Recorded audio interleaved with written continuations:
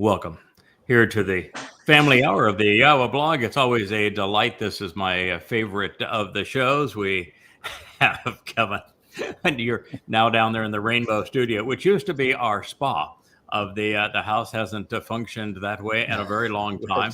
Kind of hard to get all relaxed and romantic in a place that is filled with recording equipment and cameras. But it's nice to see that you're enjoying it, Kevin. Welcome to it. Captain Kirk, always a delight. It's good to see you. It looks like you're feeling pretty good under the circumstances. Pretty good.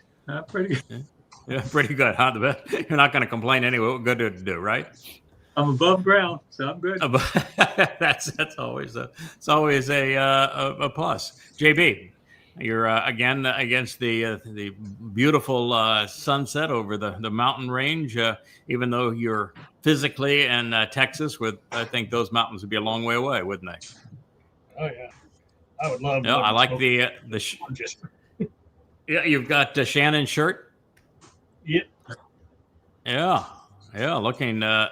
Oh, two for two. Yeah. Well, that's spectacular. Dr. Jeff, how are you this evening? We are good. Yeah.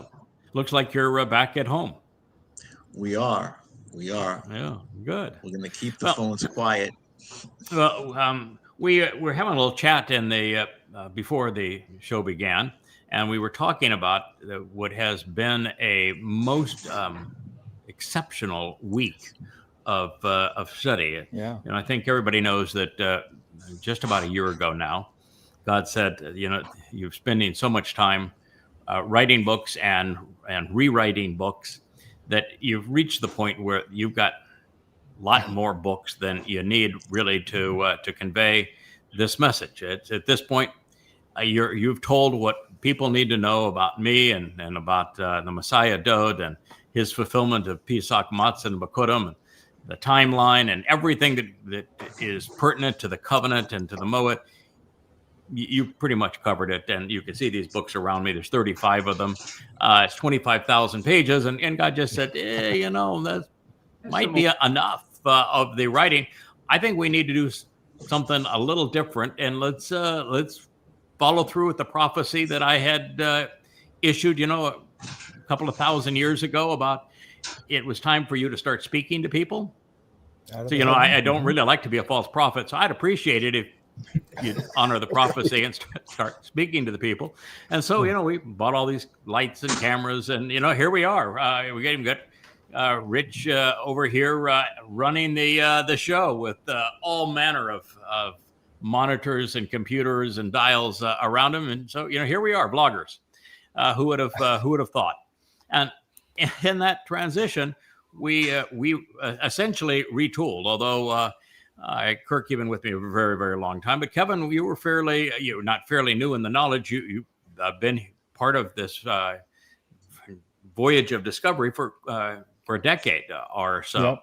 And so had Rich. But Kirk, you and Dr. Jeff and JB, we're talking 2 decades. But not quite as much, actively out front. Although JB and I did a show together for a number of years, and so did we, Kirk. Mm-hmm. But we did a major retool. God says, not with the old. I want a new team, and we teamed back up. And boy, have we ever taken off since that time! It's been extraordinary. And one of the things that has come up, and I bring it up from time to time, and I think we just lost JB, but maybe we'll get him back here before too long. But anyway, one of the things that we mention from time to time is that there's this insider cult that used to be part of the family, that claimed to be part of the family, that was really learned from us, communicated regularly with us, and they just went not just rogue, they went insane. Yeah, insane is probably the best term. That's the word. And their most recent post after all these protestations, no, we're not a mother goddess cult, you can't say that, that's so mean that we're a mother goddess cult. They posted that they were a mother goddess cult. And and they cited 3 passages to demonstrate why they were a mother goddess cult. And so I said, okay, the last couple of times, fellas, that that like the last 10 times the mother goddesses, they've quoted something or they have insinuated something, we've just gone to Yahweh. He's kind of go-to on this sort of thing. That rather than coming up with our own response and saying, well, that's not true, we just go to what God had to say, and it's usually in the text that they have either cited or they reference. And God's just really good at this stuff. I mean, refuting. My advice would be never argue with him. I've tried 2 or 3 times to kind of arm wrestle him with some issue that comes up or just want to have fun. And I don't know if I've done it 10 times over the last 24 years, and I'm over 10. It just no Yahweh gotchas, huh? No, yeah, it's just really a dumb idea. But anyway, they nonetheless sought to do so. So in this particular case, they picked lines from the creation account, and so I went there to see, does it really say what they claimed it said? And well, the first thing was that that man and woman was created in God's image, that he created them in his image. Therefore, God's got to have maternal and paternal nature. But guess what? It doesn't say that. It doesn't even come close to saying that. He says that man was created in his image, and by the way, it's him, and even image is masculine, and the man is masculine, and it doesn't say anything about woman being created in God's image, like nada. So we started there and said, well, this is really fun. Let's just see where it leads. So I remember about a month ago, we did a whole show, 2 hours on a little different understanding, a better analysis of what took place in the garden. And I shared some insights with everyone regarding Towrah and Towrah's nature. That's for those who are not in the know. Towrah is the actual name of the person known as Eve. And the name does not mean life giver, as we are often told. Towrah means to state one's mind, to tell us what you really think. Is what Towrah means. Right.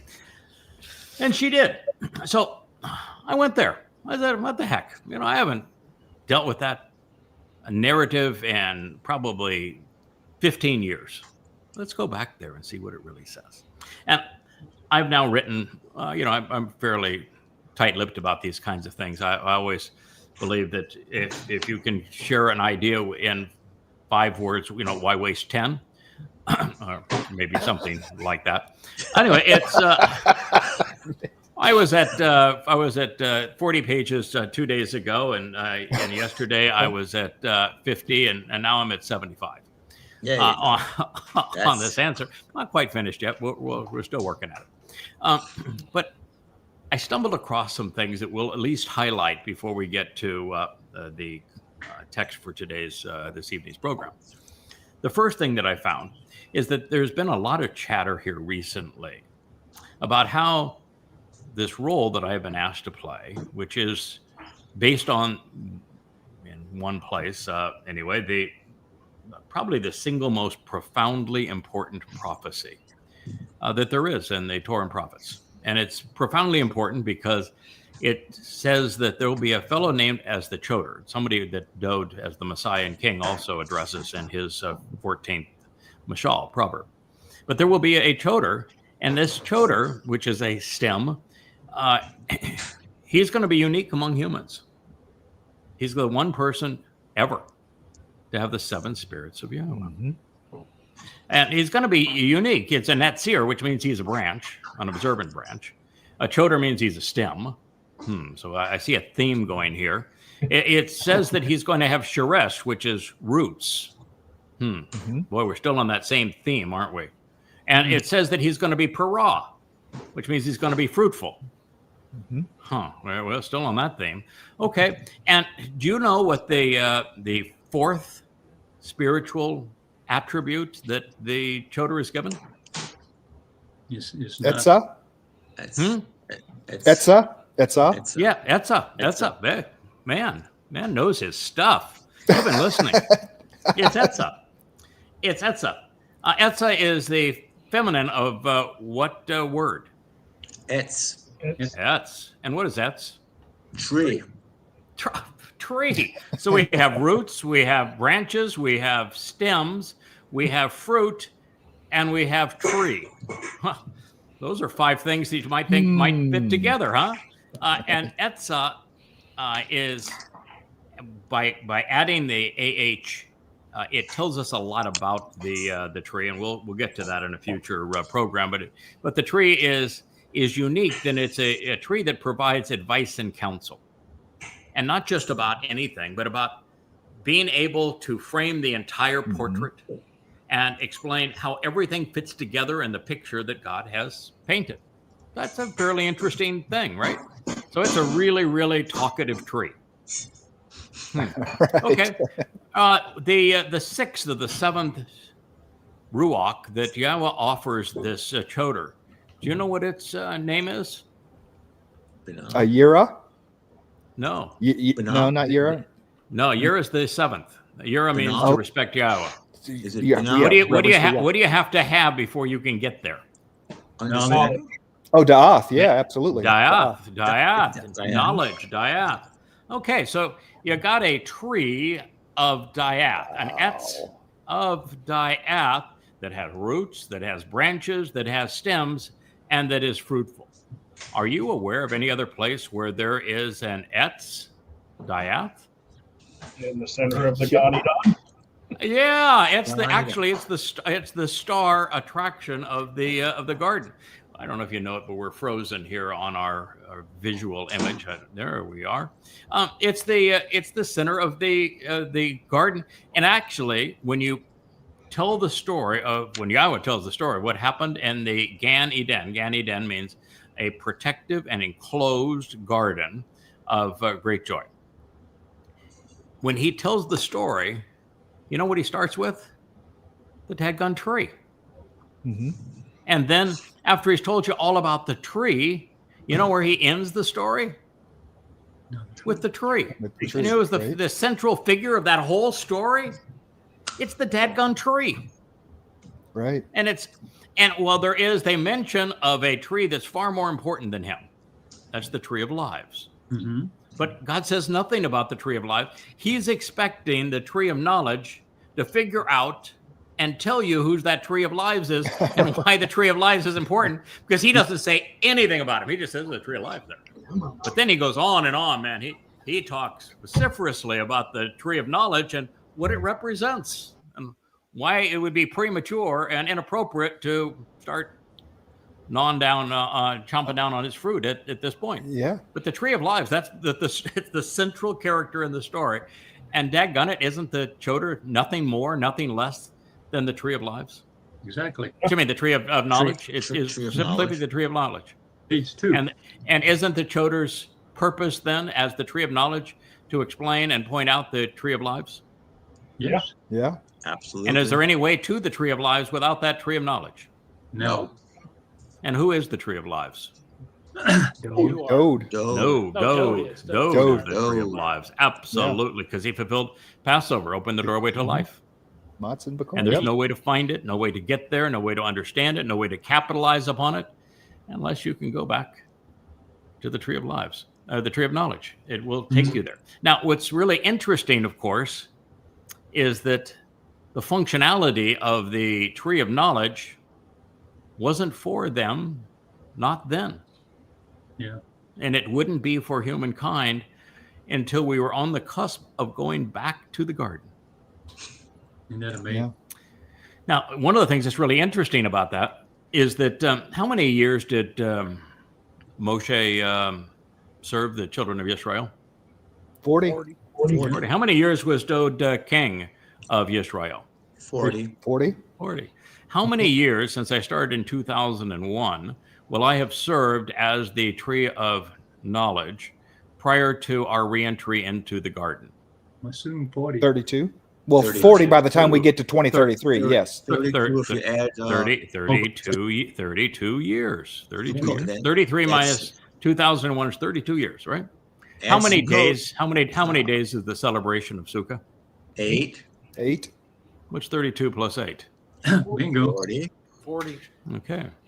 So the purpose of that tree of knowledge is to serve the entrance into the garden, who are the beneficiaries of the Adam of Parah sacrifice on Towrah, so that on Sukah we begin by re-educating them.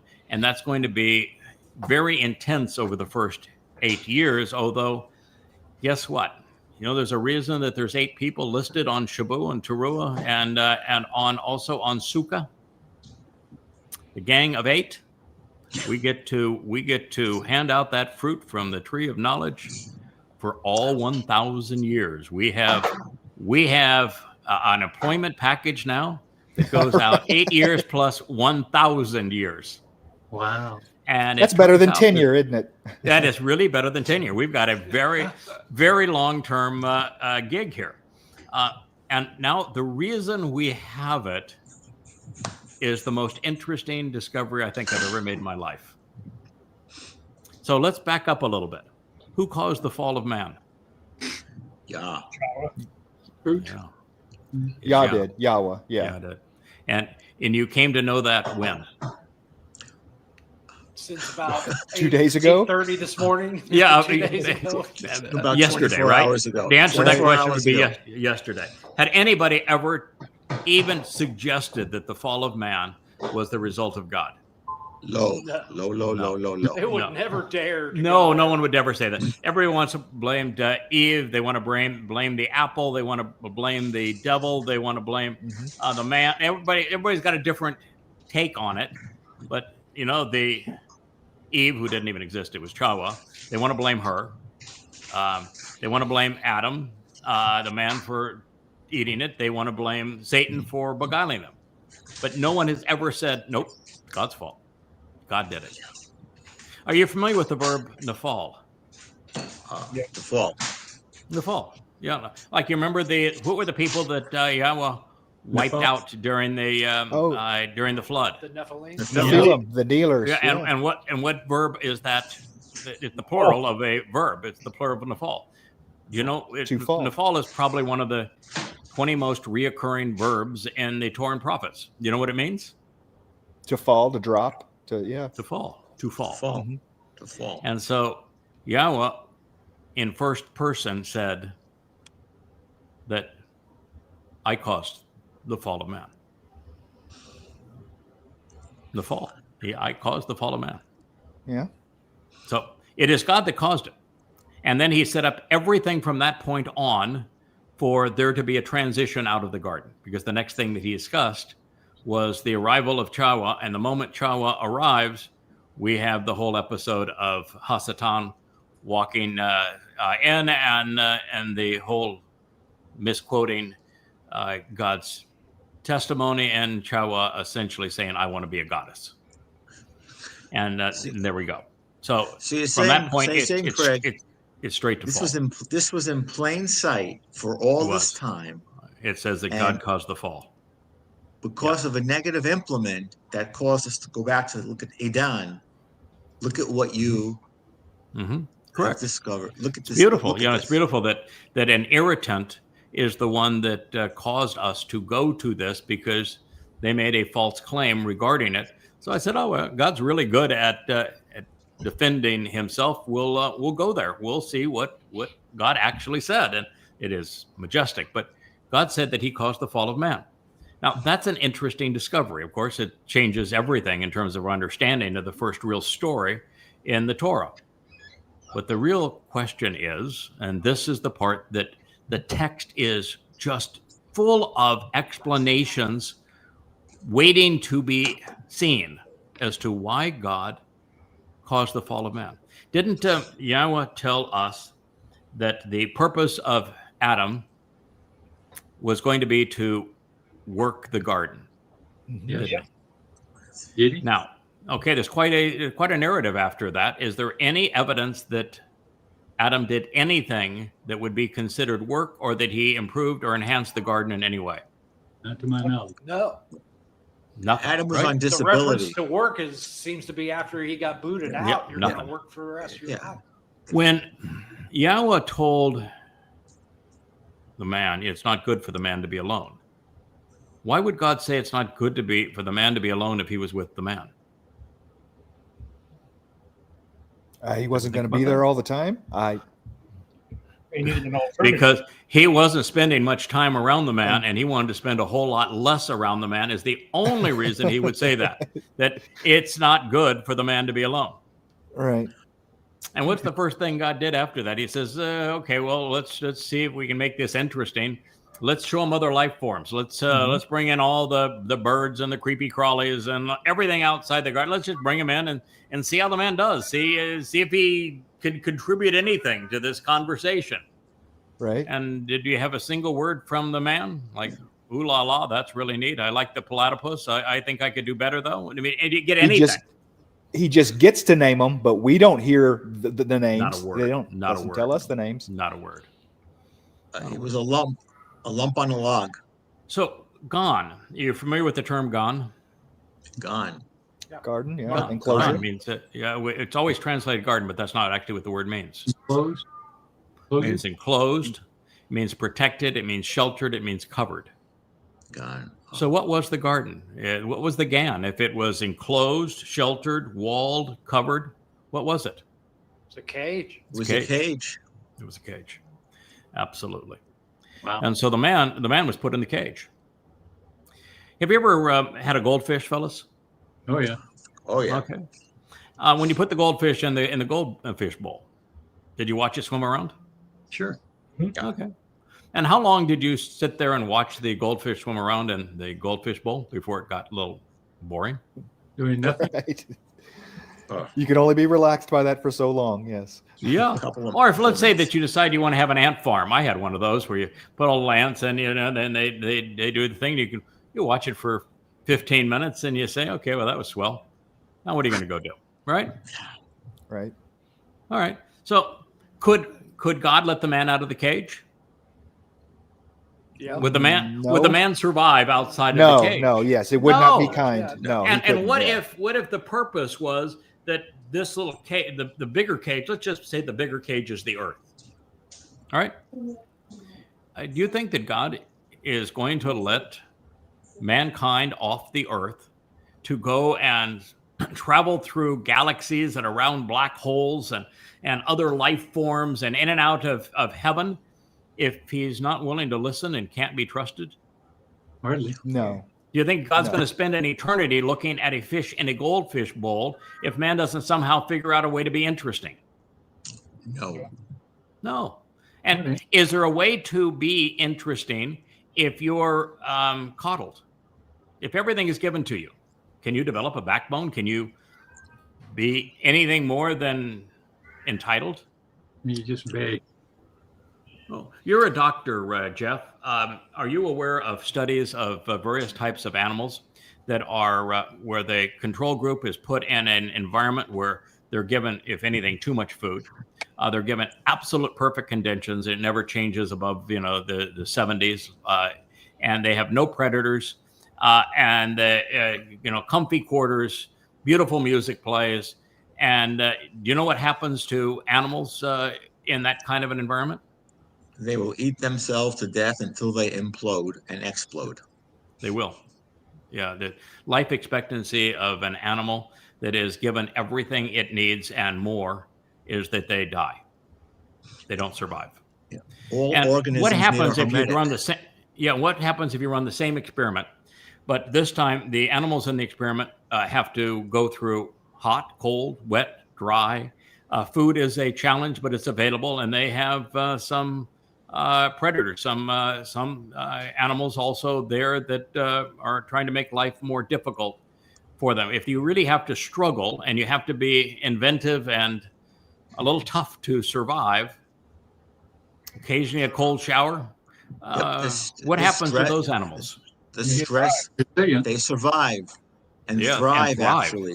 And They thrive. thrive. Right. Uh, So was there any way for Adam to thrive in the garden? No. None. Was there any way for Adam in the garden to prove that he could be trusted? No. No. No, really. No. no. How was Adam in that cage ever going to be entertaining to God? He wasn't. Right. He wasn't. What it takes. So God caused the fall.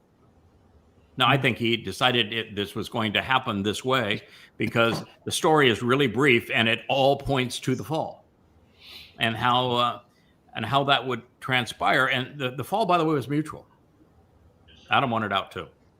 Adam wanted out, and Towrah was his ticket, and they left. Once Towrah was introduced to Adam, there's not nothing really at that point. There's no conversation between him and God. And so the reason that God caused the fall of man is because what he really wants is to be able to liberate us from this planet. He wants to be able to explore galaxies together. He wants to be able to envision and communicate with various life forms together. He wants to allow us into his home in the seventh dimension. He wants to empower us, to enable us. And he's committed to making us family where he loves us and spends all eternity with us. And he says, I think for that, you need to grow up a little. I think you need to experience some tough times. I think you need to know what it's like to fall and to get up again. What it's like to work and to build something of value. What it's like to be hurt and still to thrive. What the importance is of learning, of listening, and when you're given good advice, following it. I mean, look at Noah. What a story. You know why Noah and his family were kept out of the flood and they rose above those Nephilim who fell during it? Must be careful. Willing to listen. Listen. And of course, they were called Nephilim, right? Because they fell and Noah and his family rose against them. And it says really simply, the reason that Noah and his family prevailed was that he listened and he did as God had asked. Did Adam? No. And so the only way for us to demonstrate that we are trustworthy is to actually listen to God and do as he asks and know what he has asked and to show ourselves as committed to doing so, that we're willing to put in the time. That's the reason why YadaYahowah, which is the tree of knowledge, couldn't be a data dump. It had to be 24 years of, 100,000 hours worth of investment in time where there were some mistakes along the way to show, I can recognize that I could have done better there, and a willingness to go back, make it right, and grow from there. It had to be that way. Otherwise, there's no evidence that you can be trusted. That's the whole point. So, and Noah, how many souls were saved? 8. Yeah. And what about those animals that God was so excited to share with Adam? What happened to the animals? They were on board. Just they were 2 on of board, them. right? So he took care of the animals, right? And there were 8 of them. And so again, how many epochs do we have to have from the garden for God to achieve his goal? Have to get down to Abraham. We have to have 8, don't we? Yeah. Oh, wow, yeah.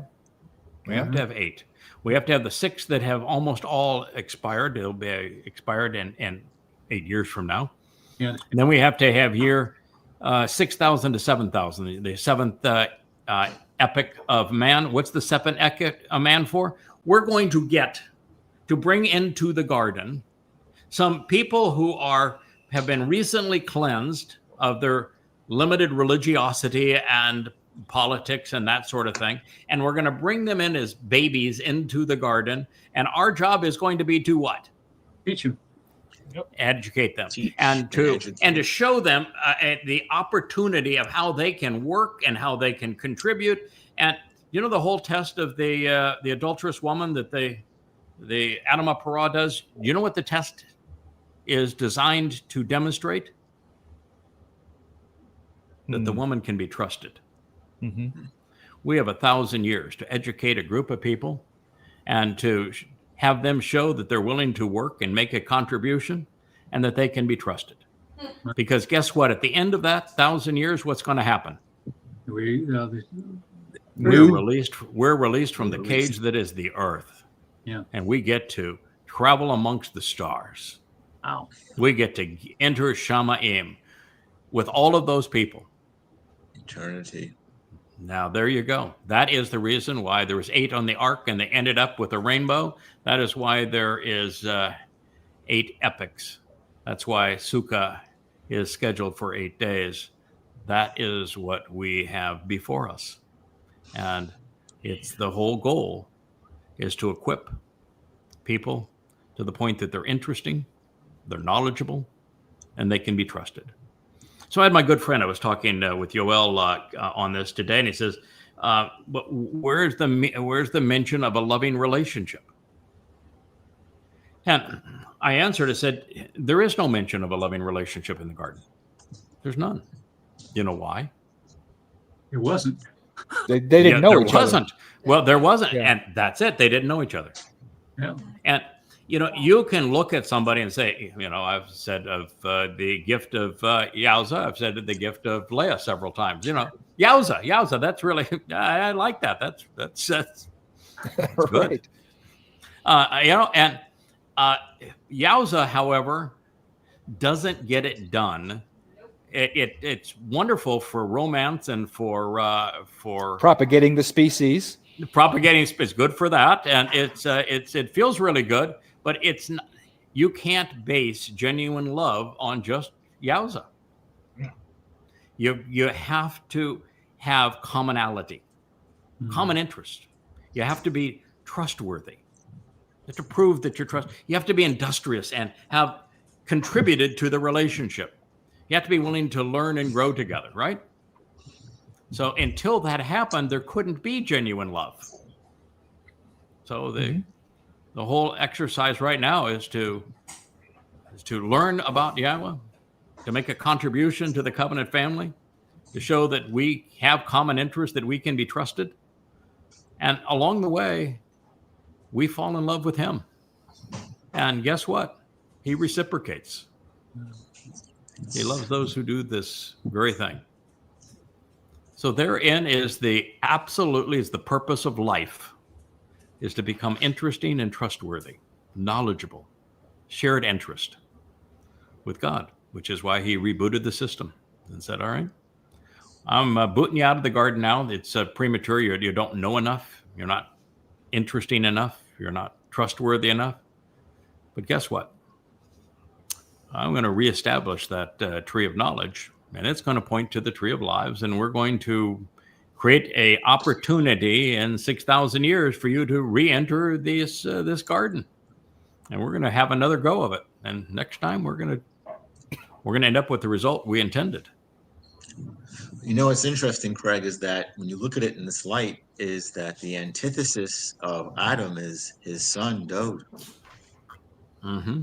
Yeah. It is, yeah. Dowd is the antithesis of Adam. So it is it's just a marvelous story, and these are just this is just the top fruit. Right.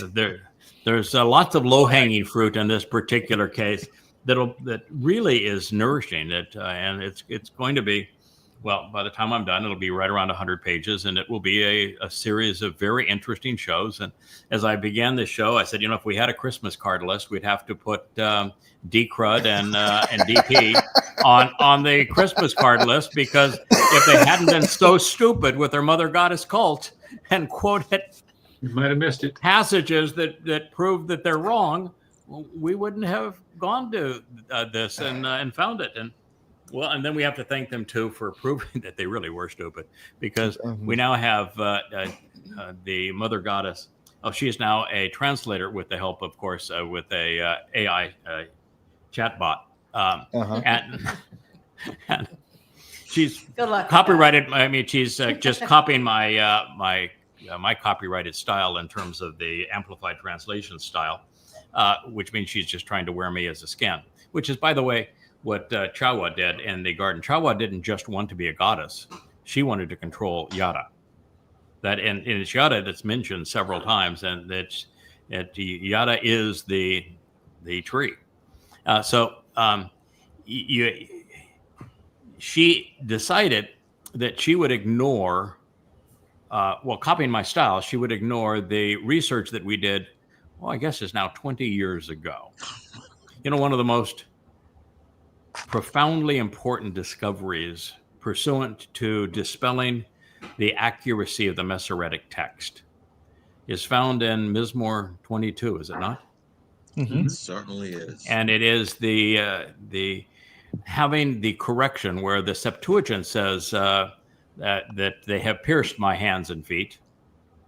The Masoretic text, which was written in Babylon, says like a lion are my hands. My lion hands, yeah. Yeah, my lion hands. That's my lion hands. And so the debate raged on what was right, the Septuagint or the Masoretic. And then that debate ended because in the Dead Sea Scrolls collection, there it was. They have pierced. Mm-hmm. Now, it really shouldn't have been a raging conflict because what does it say in Zechariah 12? Oh, the cry for this. Yeah, was returning. He's talking about, listen, the very spirit of acceptance is going to flow down upon the city of Dowd and the house of Dowd. And then God says, then you're going to witness me and accompanied by the one you have pierced, and you're going to weep as if he were a firstborn. Right. And so the Dowd already was associated with the one that has been pierced. So it should have been obvious that when he was describing crucifixion, that pierced was the right word, and the whole 22nd Mizmor is it. But what did she do in her prophecy? She went to the Masoretic. Does not appear in the Masoretic text. Right, and had the chat box actually say it's people that want to claim that this is messianic, but it absolutely does not appear in the Masoretic text. Mm-hmm. Just utterly stupid. Yeah, it's like turning back the clock, 20 years on knowledge. So anyway, we do all have to come up with a Christmas card list now, I guess, and send them a thank you. Before we go, yes. If I recall, that woman was not made from man's head, she'll never outthink him. Sorry. No, she was not made from man's head. But what we're going to find, or we will find out, and there's going to be some controversial things that I'm going to share with you when we go into that text. One of them is there is absolutely no indication that woman was made in the image of God. God says that man was made in his image. Correct. There is no indication whatsoever that woman was created for the enjoyment of God or to be in a relationship with God. That's not to say that women can't engage in a relationship with God. We have members of the covenant family who absolutely are female and that they are engaged in a relationship with God. It's just that I'm telling you that when God described the creation of man and woman, he made it really clear that man was created to have a relationship with him, to receive instructions from him, to work with him.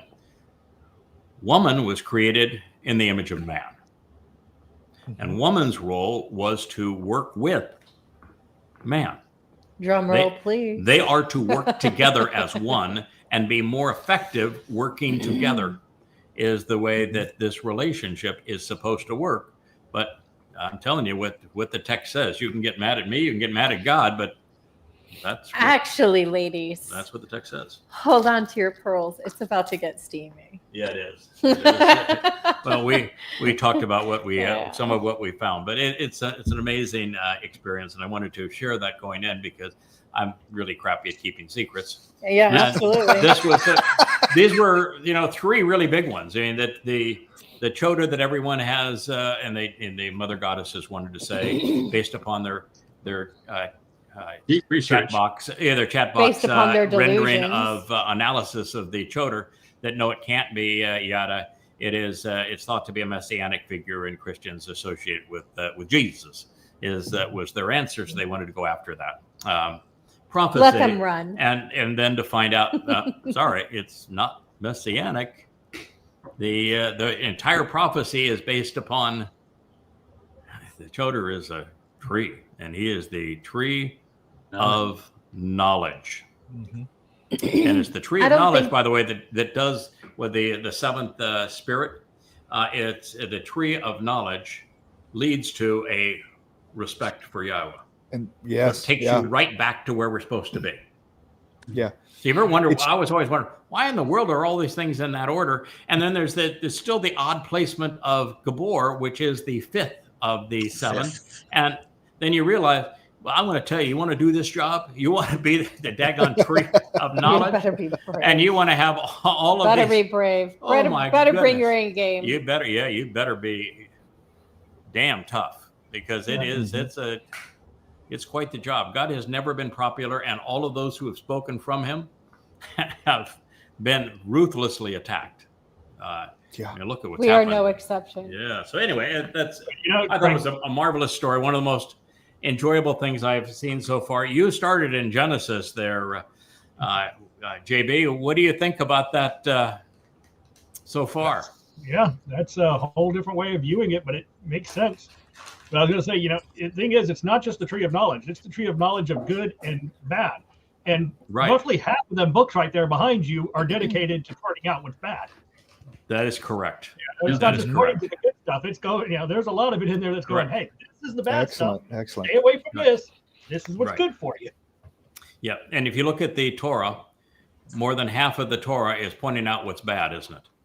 Yes. Because if people don't know, a child doesn't know what's bad, then Rasha they're and likely Pasha. to go do stuff they shouldn't do, like be religious, like be political, like not listen to Yahweh, like Be pray- rebellious, yeah, pray to delusional, it. Yeah. So, stupid. yeah. Good or So, bad. I those actually think things. a more accurate term for it is this is what's useful and this is what's not useful. I think Yeah, that's that's kind true. of more how I view those words in Hebrew. yeah. Yeah, this is Productive, useful, unproductive. this is How about that one? not useful. Yeah. Productive, unproductive. How about right and wrong? Yep. How about deadly and not Yeah, deadly? it's Tob and Ra. Yep. Right Yeah. and wrong, good and bad.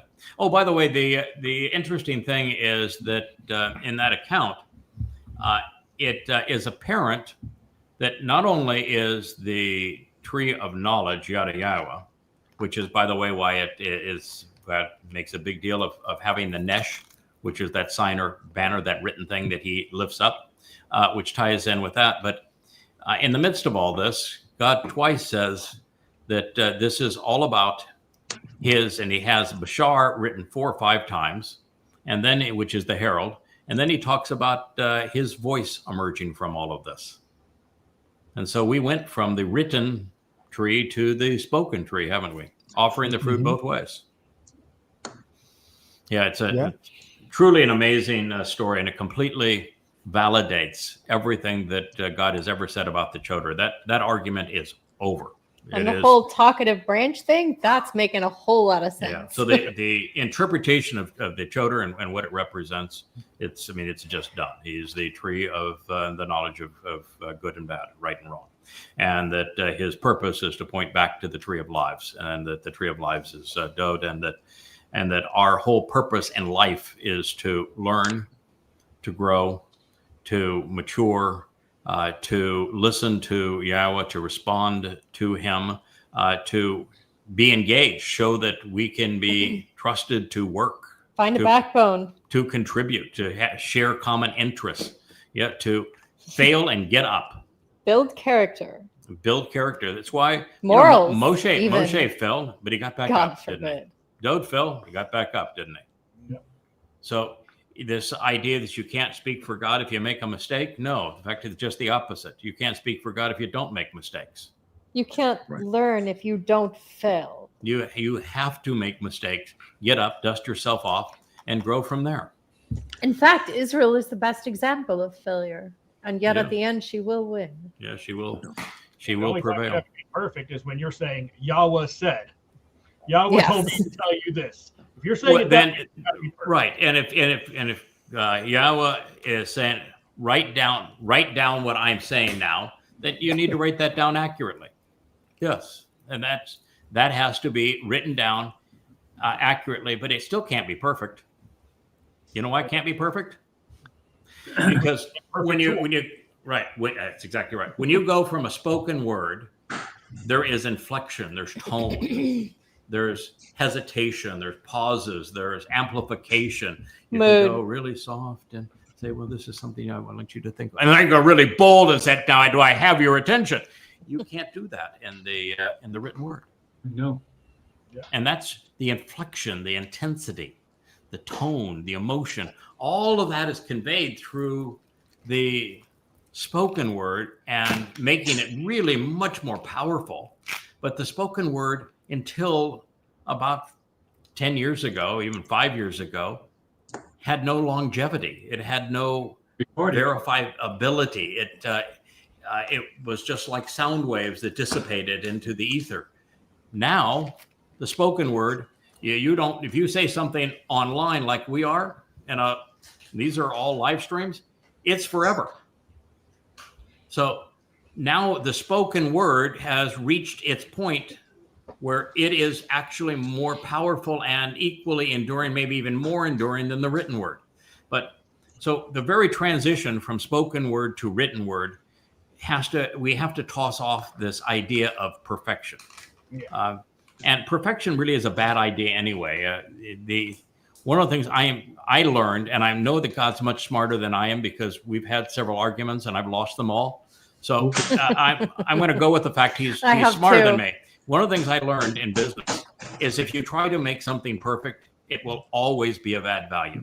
It takes too long to perfect it. By the time you perfected it, the opportunity is gone and it's way too expensive.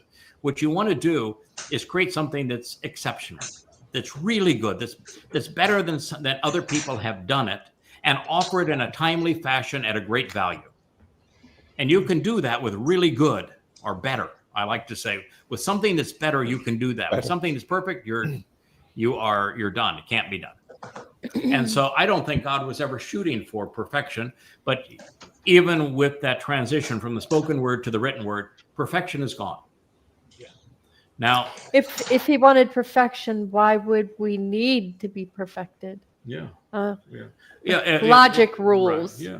Okay. People. Now there's another thing too, which is that even with the written word, it can't be passed on perfectly. First of all, scribes make errors. Like I think that the scribes that were in Yisra'el, not the Masoretes, but the scribes of the Essenes and before them, when they copied scrolls, and we have some now that date back, to 350 BCE, which means that the scrolls they were copying were probably 550 BCE. So go back a long time.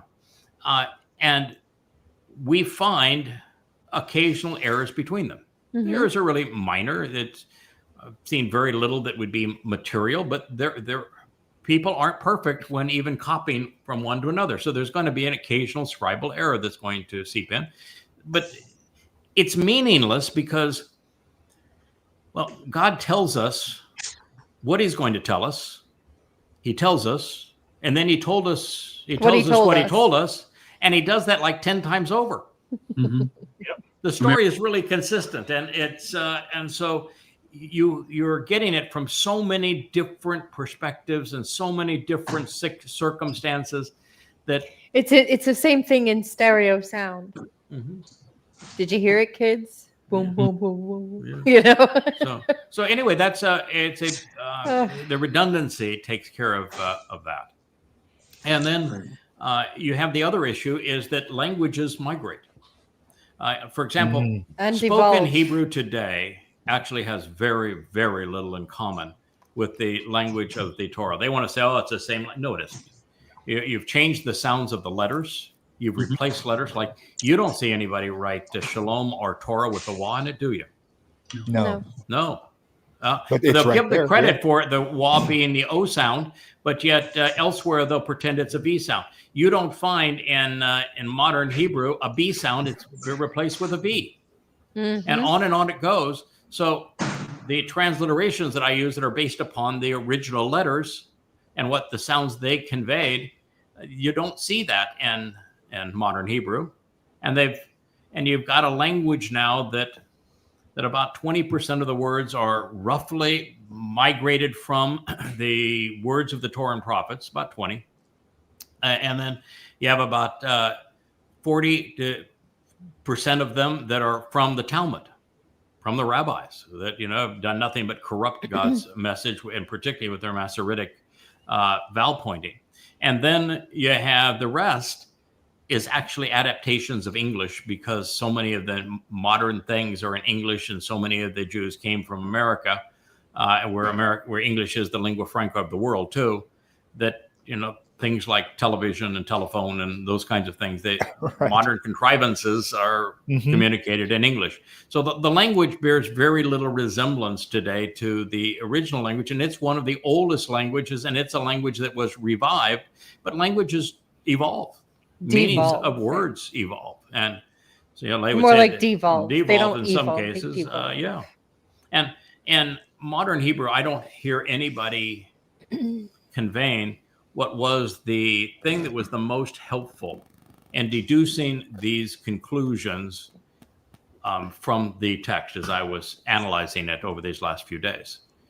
And that is that we always speak of two conjugations in Hebrew, the perfect and the imperfect. And the difference is that one, but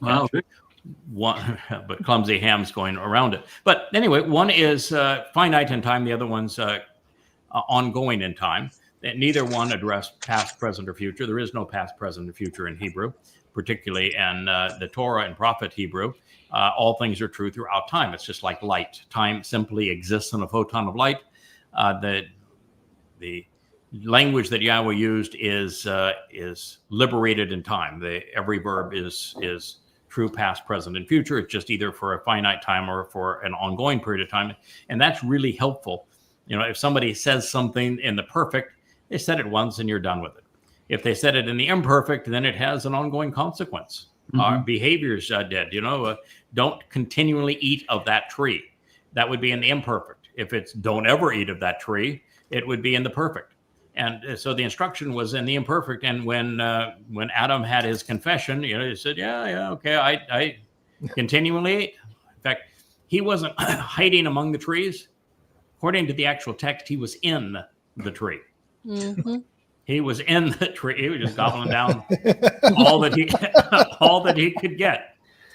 So, but there's two other conjugations, and one of them is the infinitive, and then there's the participle. And what we find is that they are just like the perfect and imperfect, and the one's confined in time and one is unlimited in time. But what they do is they make the verb into a noun. So it is an actionable noun. So that, for example, if you were to write in the infinitive or the participle, yada, and you are therefore under those circumstances, you would correctly convey the meaning by saying knowing yada. It is both actionable and it is a noun. Yada is a noun as a name, as a title, and It's a pun. And the process, pun. and the process of it would be being familiar with or knowing or recognizing. And so in those two forms, if it's written that way, it is the most accurate to translate it as knowing yada. So that is really an insightful thing. And then there is throughout the text, for example, there's two places where the Hitpael stem is used. Now that's an unusual stem. My guess is that even you guys that have done lots of translation, written a glossary, aren't going to know off the hand what the Hitpael stem is. You want to prove me wrong, or am I going to be correct in this? Intensive and reflective. Now, That's why the stem, cheats. Yeah. Yeah, the Hitpael stem means that you are acting on your own initiative, that no one is influencing you. He just And when we're moving, You all off on your own. right? When we have Adam and Yahweh deciding it's time to separate, we have two back-to-back verbs written in the Hitpael stem, which means they've both made a decision they were going to act independently of one another. And so there you see it. I think many Jews have that experience. Yeah. I personally did. Yeah. I was like, you go your way, I'm going to go mine. We're good. Yeah, but you don't see that. There's no English equivalent of it. And there's no modern Hebrew equivalent of it, this Hitpael stem. But if you don't convey it, you're missing what was communicated. So it's an interesting process. you're certainly not going to get in a AI chat box to work with you through that one. Hardly. And then you have one of the biggest challenges of all, a language that expresses volition in first, second, and third person. It's how we came to understand that Dowd chose to be the Passover lamb. And then after choosing it, he convinced YAHOWAH, and they became of like mind with YAHOWAH agreeing that it was the right call for him to make. Guess who else chose to be the Bashar? Yeah. You did. Yeah. All in one word. All in one word. All of that in one word. Right. So you can write something like even the verb chose, but you can write something and write it in the cohortative and then add second person volition through the imperative. And if it's written in second person, you have to add pronouns because yes, you chose, but you chose what I wanted is what the cohortative imperative written in the second person. You chose what I wanted. I wanted this and you agreed with me. And so you have to add pronouns to communicate it. But if you don't add those pronouns to communicate, then you're not communicating the mood. And the mood is essential to conveying who's trying to achieve what and why. Yeah. So it just makes this whole process of translating and trying to understand. And, and somebody might say, well, I don't need the translation. I read Hebrew. Well, goody, two shoes for you. Keep reading. You've got some problems there. One is that because of the diacritical markings, which were designed to make the text read as the rabbis wanted it to, and therefore to support the rabbinical agenda and religion, if you can't scrub them of those and you read just the Hebrew and you're not aware that they're there, then you're going to be misled. You're going to have no idea the corrections that were made in the Dead Sea Scrolls. The Dead Sea Scrolls vary from the Masoretic text by about 15%. You're not going to know any of that. You're not going to have any understanding of the volitional moods because they're not conveyed in it. Mm-hmm. You're not going to understand what the Hitpael stem says, for example, or why the niffle is different than the peel. And so these people wanting to use Chat GPT and AI to translate, I just want to say one thing. Programming languages are a million times more simple than the Hebrew language. And I've seen how Chat GPT butchers programming languages. So I'm not going to try. That's terrible. Claude. It's terrible. I hate it. I've read their efforts, and their efforts are pathetic. It's just really bad. Now, I have a bias. And that my bias is based upon what I've come to know. There are subjects that I know as well as anybody that's ever lived. And there are subjects I don't know anything about. So if I'm curious about a subject that I know nothing about, I can put in a query now. And if you put in a query in a browser, it's going to come up with, the first thing it's going to come up with is with the AI's answer. And I know enough to read the AI answer and say, all right, that's what it came up with. But you'd better go and verify it yourself because it is as likely to be wrong as it is to be right. Mm-hmm. And then on subjects that I know a lot about, I know a lot about Islam. I think I know more about Islam than anybody alive by a long shot, having written these 5 volumes. I know Allah, the Quran, the Hadith, and Muhammad, I think better than anybody has ever known them. I think you've spent a lot of time with those guys. Yeah. You should know them. And I know I understand what's wrong with Christianity and the New Testament better than anybody who has ever lived. And so if I were to question the AI bots anywhere, whether it be Grok or Chat GPT, any one of them, they'd lose. They're always wrong. And if you point out to them why they're wrong and where to look for the right answer, they can't learn. Even if we plug in your books to the AI. Yes. Yep. And ask it a question, it gets it wrong. Yeah. And really? So, what I found that was the most troubling of all is when I was doing these shows and we had the Charlie Kirk assassination and Tyler Robinson emerged as the suspect.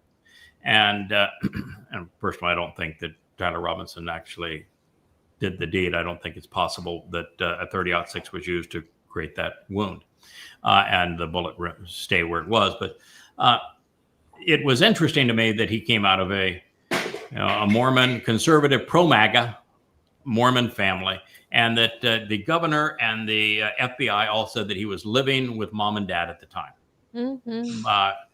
Mormon pro-Magus.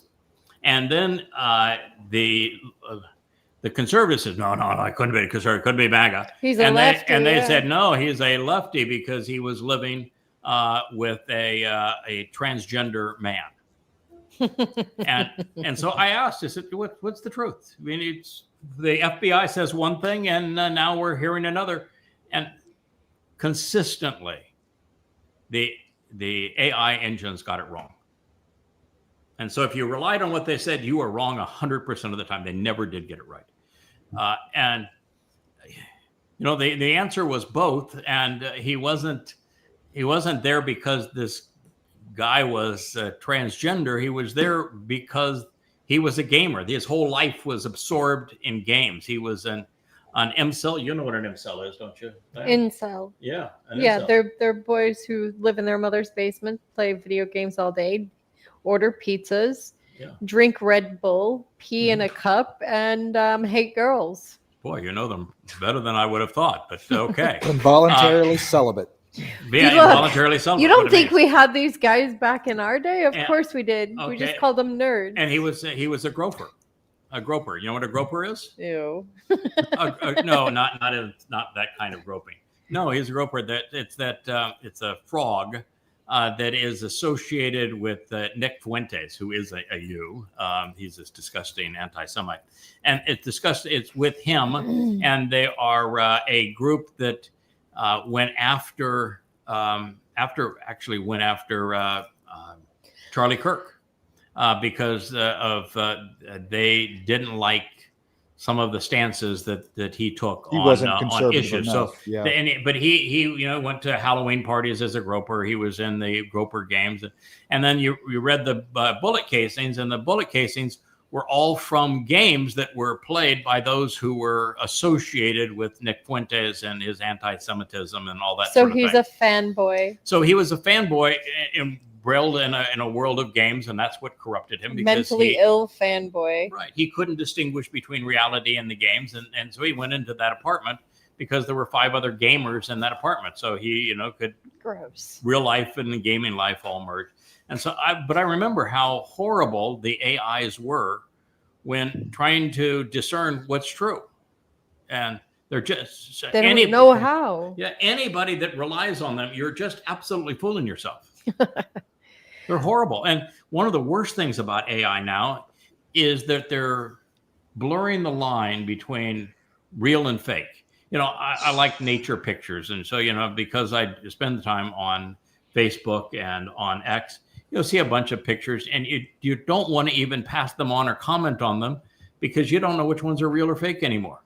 You see something that's cute with dogs or cats or something, and you say, well, that's, you'll see a cat that defends a child against a bear.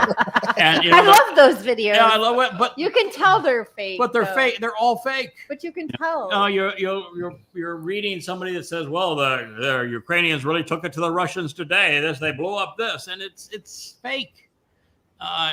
And so AI is a tool that is allowing those who are deceitful to create the impression of things that are just absolutely not true. And that's used all the time to create illustrations and videos that are just completely and totally false. On the flip side, it's pretty great for creating music videos. Yeah, Suno, I think, is pretty darn good for that. And one of the challenges too is that I'm old enough to remember that I made it through college with a slide rule. Mm-hmm. I had to do math in my head. And when it became too difficult because of calculus, that you had to use a slide rule, I learned the relationship between numbers. That slide rule helps you have an appreciation of how things relate to one another and of magnitudes. And so I remember taking all of my tests all the way through college on a slide rule. It wasn't until my last year that Texas Instruments, they came out with their engineering science-related calculator. Yeah. And it was to do, science kinds of things. It wasn't to do, 2 times 7 is what? Swoon. It was the hallmark of a nerd. You knew you had a nerd if he had one of those calculators. Oh, absolutely. You know, they were A kind of the wedge TI-1. shape. They're, Yeah. TI-1, the web Yeah, shape. yeah, They're exactly. kind of wood grain and dark brown. Yeah, they're I had them, but I also had my whole collection of slide rules. and I really liked my slide rules. I'm disappointed. It's kind of an analog world. If you were into math and not art, Kirk, you probably would like your slide rule too. I know your pencil is your analog tool. But what the difference is that my generation, we understood the relationships between things. We could do probabilities in our And heads. statistics. We could look at something and know the relationship and proportions of something. If somebody said, "How much wood do I know?" I could do the math in my head. What's the square foot of that? What's the circumference of it? I could do that in my head. I knew it. I could think through these things. Once the calculator came, no one did multiplication or division tables, and they lost the ability That was my generation. to do things in their head. Yeah. They can't do algebra. They can't do geometry. They don't know these things. And now with the smartphones in your pocket, none of them can. nobody thinks. They And can't then- even give you change. Oh yeah, they can't. Oh, they can't At the give you change. register, they Yeah, can't the even give you register- change. The register has to tell you how much Yeah, change it's to bad. give It's really because bad. they can't figure it out.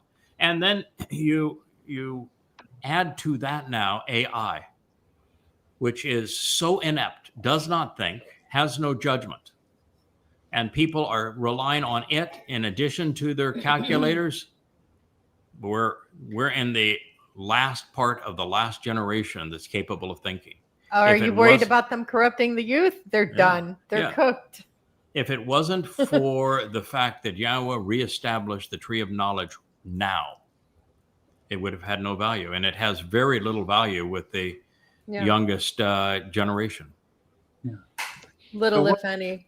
What I do with my proofs of the Pythagorean theorem that we had to do in high school. Yeah. Yeah. And what we're finding even now is that, the school back in the day wanted to give every credit possible to the Greeks. They invented Mhm. democracy and everything. And, Everything. they actually invented oligarchies. And the only long-serving living oligarchy was the Spartans, and they were the biggest bastards in the of all time. The way they treated people, and the Greek version of it was only for the city-state of Athens and didn't go beyond the city-state of Athens. So it wasn't much of a success, but they want to give everything. And then the great scholars, Plato, Aristotle, Socrates, and all of them were really lost in space. They had their Gnosticism that they were promoting and their gods, and they were wrong more than they were right. Now you mentioned Pythagoras. The fact is that now that we have access to more of the clay tablets out of Babylon and out of ancient Sumer, They didn't know crap. no, they didn't invent anything. It was known 500 years before there was a Greek. So Can we I now have quote tablets Plato? that say that all of these things were learned long before the Greeks came along. So, as one of the Greek philosophers, great philosophers, once said, the Greeks never invented a thing, but took everything in and made it their own. Mm-hmm. Mm-hmm. And the Romans just devoured the Greeks. Mhm. Yeah. That's why when Yahweh says that through Dowd, of course, that the migration of the beasts that would be so destructive to humankind goes from Babylon to Persia to Greece to Rome Assyria. to the Roman Catholic Church. You forgot Assyria. So no, that's the Yahweh doesn't mention actually Assyria. It's Media Persia, but Media didn't have much of an influence over Persia. That was a very brief sort of thing. Interlude, yeah. Yeah. So, that's been the progression, and it all began in Babylon. I mean, the Christian religion is Babylonian. The Quran was first committed to writing in Babylon. The Talmud. that the Jews worship as if it were the anchor of their religion is the Babylonian Talmud. We haven't gotten very far from it. It's, almost every aspect of Christianity is Babylonian. Kabbalah is based on Babylonian magic. Yeah, Kabbalah is just so weird that Jews would still believe in Kabbalah because you know when the Zohar was written, 15th century. 12th, 12th century. Oh, Well, 12th, yeah. sorry. You know, I was you know way where it was written? Babylon? Spain. Spain. Spain, yeah, under yeah. Muslim control. Yeah, and you know Judaism wants to claim it's the oldest of the monotheistic religions, and in Full of Israel shit. today, the only religion that has a vote are the Haredim. You know the Haredim religion, where it was conceived and when? Ukraine. 1800s in the Ukraine, yeah. The Ukrainian. Right. 17th century in the Ukraine is when the Haredi religion was conceived. But then you look at when was Jesus first named? People think, Yeah, you know, Jesus 16th must go all the way century, back. yeah. Got to be an eyewitness. Jesus was a real guy, man. Jesus has an empty tomb. No, When that's was right. when was the name Was it- Jesus first stated? Was it King 52? Hines. 200 King years Hines. ago. 52 CE? Yeah. Oh, Yeah. Jesus and Seven- Iams, yeah. 17th century. Yeah, 17th century. 17th century. And the third edition, which when the King Iams Bible became the King James Bible, was the third edition. And the early 17th century is the first time that the name Jesus was even stated. And prior to that time, it was Ayusu. Ayusu, Ayusus, Ayusun. Is that a Hebrew name? No. No. No, that's So Greek.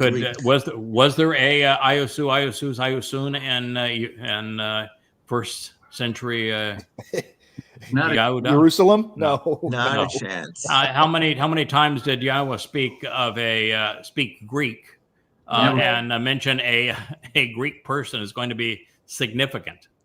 Who said? Zero. Yeah, none. So, Craig, would you say that artificial intelligence can also be referred to as artificial idiocy and artificial ignorance? Yeah, I'm not sure that the ignorance and the idiocy is artificial, but yeah. There That's you go. real. I think the idiocy is real. The intelligence is not. Nope. You know, Hence the word artificial. we were given, and this is part of that story again about the story in the garden. We were given two amazing tools, both of which we get to take with us. One of which is just totally underutilized today, and those tools are a nefesh. A nefesh is consciousness or a soul. All animals have a nefesh. It's what differentiates animals from Plant plants life. is a nefesh. So what the nefesh enables you to do is your consciousness. It enables you to observe through your five senses what's happening Understand. around you. So your five senses enable you to observe what's happening around you. And this nefesh consciousness then enables you to respond to it, to grab something, to move away from it, to look the other way, to stare, to try to understand it. Those kind of try to control it, to, try to kill it, or to try to, cuddle up to it. You have a nefesh consciousness that is able to observe and respond to the environment. That's what differentiates animals from plants, and all animals have one. But then humans were given something special. And this is something that very few people process or even understand, and that is a nasama. And the nasama is your conscience. So not consciousness, but a conscience. And a conscience is that ability to capitalize on the tree of knowledge of good and bad. With your conscience, you can discern what is good, what is bad, what is right, what is wrong. You can think your way back to God. And so we're given both of those things. And today, I think there's a reason that there's a lot of gray hair in this group. My wife excluded, of course, but there's a lot of gray hair here. No, there's plenty gray under there. Okay. But we genuinely have to think our way to God, and you have to be willing to think your way to God. We're talking about the Nasama, JB, and that how it's integral to the whole process of the tree of the knowledge of good and bad, because that Nasama, as your conscience, is the seat of judgment, of discernment, of being able to differentiate between right and wrong, productive, counterproductive. And there are so many that cannot, will not, do not know how to discern rightly. Well, I'll give you a great example. You have young people today and liberal people today that are out promoting Fakistan? Palestine. Yeah, Palestine will be free. From the river to the sea, Palestine will be free. And first of all, I don't think they would have any idea where is Palestine. They couldn't point to it on a map if there was a prize money for it. Why is there a place called Palestine? And why isn't it free? And who would live there if it were free? And they have no idea of the answer to that question, but they're not thoughtful. And if you were thoughtful, you would know that Palestine is based upon Hadrian in 133, after he ruthlessly suppressed the revolt led by Rabbi Akiba and Bar Kokhba, his false messiah. He was, as typical Roman, was so vicious while burning those who could read Hebrew alive in scrolls that were written, which have been the Torah and prophets, dipped in kerosene and then burning the people alive. He would constantly torment them and said, "Who is the greatest enemy of the Jews?" And one of them said, "The Philistines." And he said, "Well, that's what I'm going to rename this place. It's no longer the province of Yehudah, it's now Philistia." And so the whole lie of Palestine is a corruption of Philistia that was an ethnic slur designed to be genocidal. And what does the word Palestine mean in Hebrew? It's an invader. It's a terrorist invader. Oh, well, there you go. Terrorist invader. That says exactly who they are. Yeah, finally, they were able to do the DNA study, and the Torah says that the Philistines came from Crete. So they finally did, they found some graves, and they did the DNA testing, and guess where they found was the heritage of the Philistines. I know, I got you that DNA report. Yep. That would be Crete. They came from Crete. So, they were terrorist invaders. And they were wiped out. The Egyptians attacked them, the Babylonians, the Assyrians, and finally the last of, and of course, Dowd, David. He started with the tallest of them, Goliath, called him you unclean, uncircumcised, foul-mouthed Philistine, and clunked him with the stone. And then after Shaul and his sons and the leadership of Israel were beaten badly by the Philistines, Dowd took charge and said, "All right, well, we'll take care of this." And he essentially wiped them out. And what wasn't wiped out about them, the Egyptians, the Babylonians, the Assyrians, and finally Alexander destroyed, so that they weren't even enslaved because they were too savage to be enslaved. They weren't good slaves because they were just too ruthless, and they couldn't read or write, and so they didn't really have many redeeming qualities, and so the Philistines were annihilated. So to say that you want a Palestinian people to have Palestine means that, well, you're really stupid. In Mexico, they call them banditos. Yeah, they're bad people. And then for a liberal, a Marxist, to partner with Muslims, which they're doing, is it says, "I am so ignorant that I'm a danger to myself and the world." Right. In Islam, women have no rights. There's no freedom in Islam. It's a primitive religion that takes you back to the 7th century. Okay, well, isn't communism the same, or socialism the same way? Well, women are treated like trash. No, it's not. No, there are women that prevail in Marxist systems, but never in a Muslim system. Yes, the Marxists are ruthless. They have that in common. Marxists have killed 200 million people in the last 100 years, and Muslims have killed 350 million people.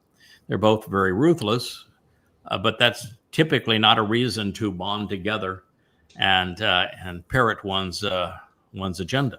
No, they bond together over the hatred of Jewish people. Yeah. But then, you look at the new mayor of New York City. Wow. He's a stated communist. And you realize that to advocate Marxism or communism or socialism, again, you have to be completely ignorant. I mean, you have no understanding of East and West Berlin, of East and West Germany, of the Eastern Eastern communist countries before the Iron Curtain was torn down. And I went to all of them during 50 years ago, And I've seen this firsthand. I was actually in communist China 50 years ago. So I know how depressing. You have no rights. There's no prosperity. There's no freedom. And Just yet poverty. the Marxist youth are touting Marxism as the answer. It's the answer to nothing. It's deprivation of economic progress, of poverty, of deprivation of rights, of free speech, of everything. It's always bad because you're concentrating power in people that have no clue as to what they're doing, and you remove all incentive. So we're dealing with people that have literally are out of their minds. They are immoral mental cretins. They are. So, and I think Yahweh calls them evil. Yeah, they are. It's we're at the very end of the opportunity to reason with people, and you look today, you've got the worst man maybe in the history of men is the president of the United States, and he has 37% of Christian MAGAs thinking he is the greatest thing ever. Ew. And yet he's a sexual pervert. He's a committed liar. Psychopath. He's an absolute psychopath. He's an egomaniac. And everything he does is counterproductive. And yet you have 37% of people who are so bewildered by religion and politics, they still support him. In 2017, Jeffrey Epstein said, he's evil. He's evil. Right. Yeah, Epstein. Who was evil. Epstein, who was his closest friend, said, I know a lot of bad people, but the most evil man I've ever known is Donald Trump. Wow. And you can be MAGA and you still support him under that. That's why we talk about this, because You need to know. there's only one way off this planet alive, and that is to come to know, cherish, develop an understanding of who Yahweh is, what he's offering and asking in return. It all takes place up here. And if you can't think your way to it, you can't take the time to read. We talk about social media. That's why we're doing the blog on the blog now, is that no one will read past 10 words. Mm-hmm. So how in the world is anybody going to figure out who Yahweh is, even if we give them the answer on a silver platter? Yah is a fan of gray matter. Yeah. Yahweh's a sapiosexual like I am. Well, I don't know if he's sapiosexual. He likes smart people. He's certainly... He likes smart people. He's certainly sapio. Yeah. Yeah, God is... The Yahweh is the font of intelligence. Yeah. And, like he said, having people in the garden that are clueless, apathetic, not responding. How would you like to have that as your company? Ew. No. Yeah. Go out there and, get a backbone. Get some morals. Grow up hair. Yeah. The humor of brilliance is, what do they call it? Somebody that is funny and brilliant. What is the form of humor that they're likely? Sarcasm, right? Mm-hmm. So, who is the one person that Yahweh says, that guy I really like? Yeah. I'm going to have him hang with me, and I'm going to bring him back when it matters. yeah. He called him a prick. He called him a prick. He does. Yeah, because one of the things that's interesting, you're studying again back into the garden, and it talks about there was this river that supplied and watered the garden, and it's talking about that for a particular reason, which is that this tree of knowledge is the Adamah Parah, and it talks about how the Adamah is essential to this story, and it's going to be flooded. There's going to be from the earth, from the Adamah, there's going to be this upwelling of water, and it's going to cleanse the adulterous woman, the mortal remnant of Israel. But in that process, it says, so there is a river that waters Eden. Then it says the river breaks into, and it does not say 4 rivers. The river is divided into and has 4 iterations of Rosh, leaders. And then it names those 4 leaders. And each of the 4 leaders, they happen to be Moshe, the Pishon, which means that he is surrounded by those who are irascible and irritable. And so it speaks of what the poor guy endured during the Exodus. Yeah. Moshe. And then the next is Dowd, and it's Gishon, which means to burst forth. And it's even named after the Gishon spring, which is this natural spring that came up in the middle of the city of Dowd. Dowd is the one that breaks forth in 3 lives. Wow. And he comes back, breaks forth, finally as the King of Kings. He's the Gishon. And then it has Elia. And the term that he has for Elia is sarcastic prick. And, and we laugh in English because, prick is a pejorative, but it isn't in Hebrew. No. What it means is he's that sharp needle, the thorn that you can really use to get at somebody, the thorn in that sense. And so with Elia, Yahweh calls him a sarcastic prick. That's his, and that's a compliment.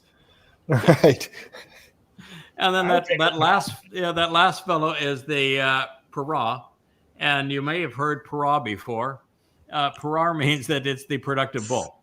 Fruitful and productive. Yep, fruitful and productive bull. He is Yada. He is the 4th one of the leaders that comes out of the guard star. God doesn't miss a trick. He really is smart. You just have to be on your game to keep up with him. And yeah. And I would say that, since we're talking about Elia being a sarcastic prick, every time I have a conversation with Yahweh, he's sarcastic. Always. It's just his style. He likes sarcasm. And I think it's kind of the way that you level the playing field a little bit. There's such a chasm between us in terms of our intelligence, a little sarcasm. If you're smart enough to even be in his company, you're going to get it. And you're going to say, okay, that was a good one.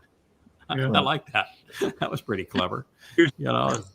I will never forget me asking what's going to happen with Asher during the Towrah harvest, and he says, "So where do you think you're going to go? Where are you going? Right? Yeah, where do you think you're going to go?"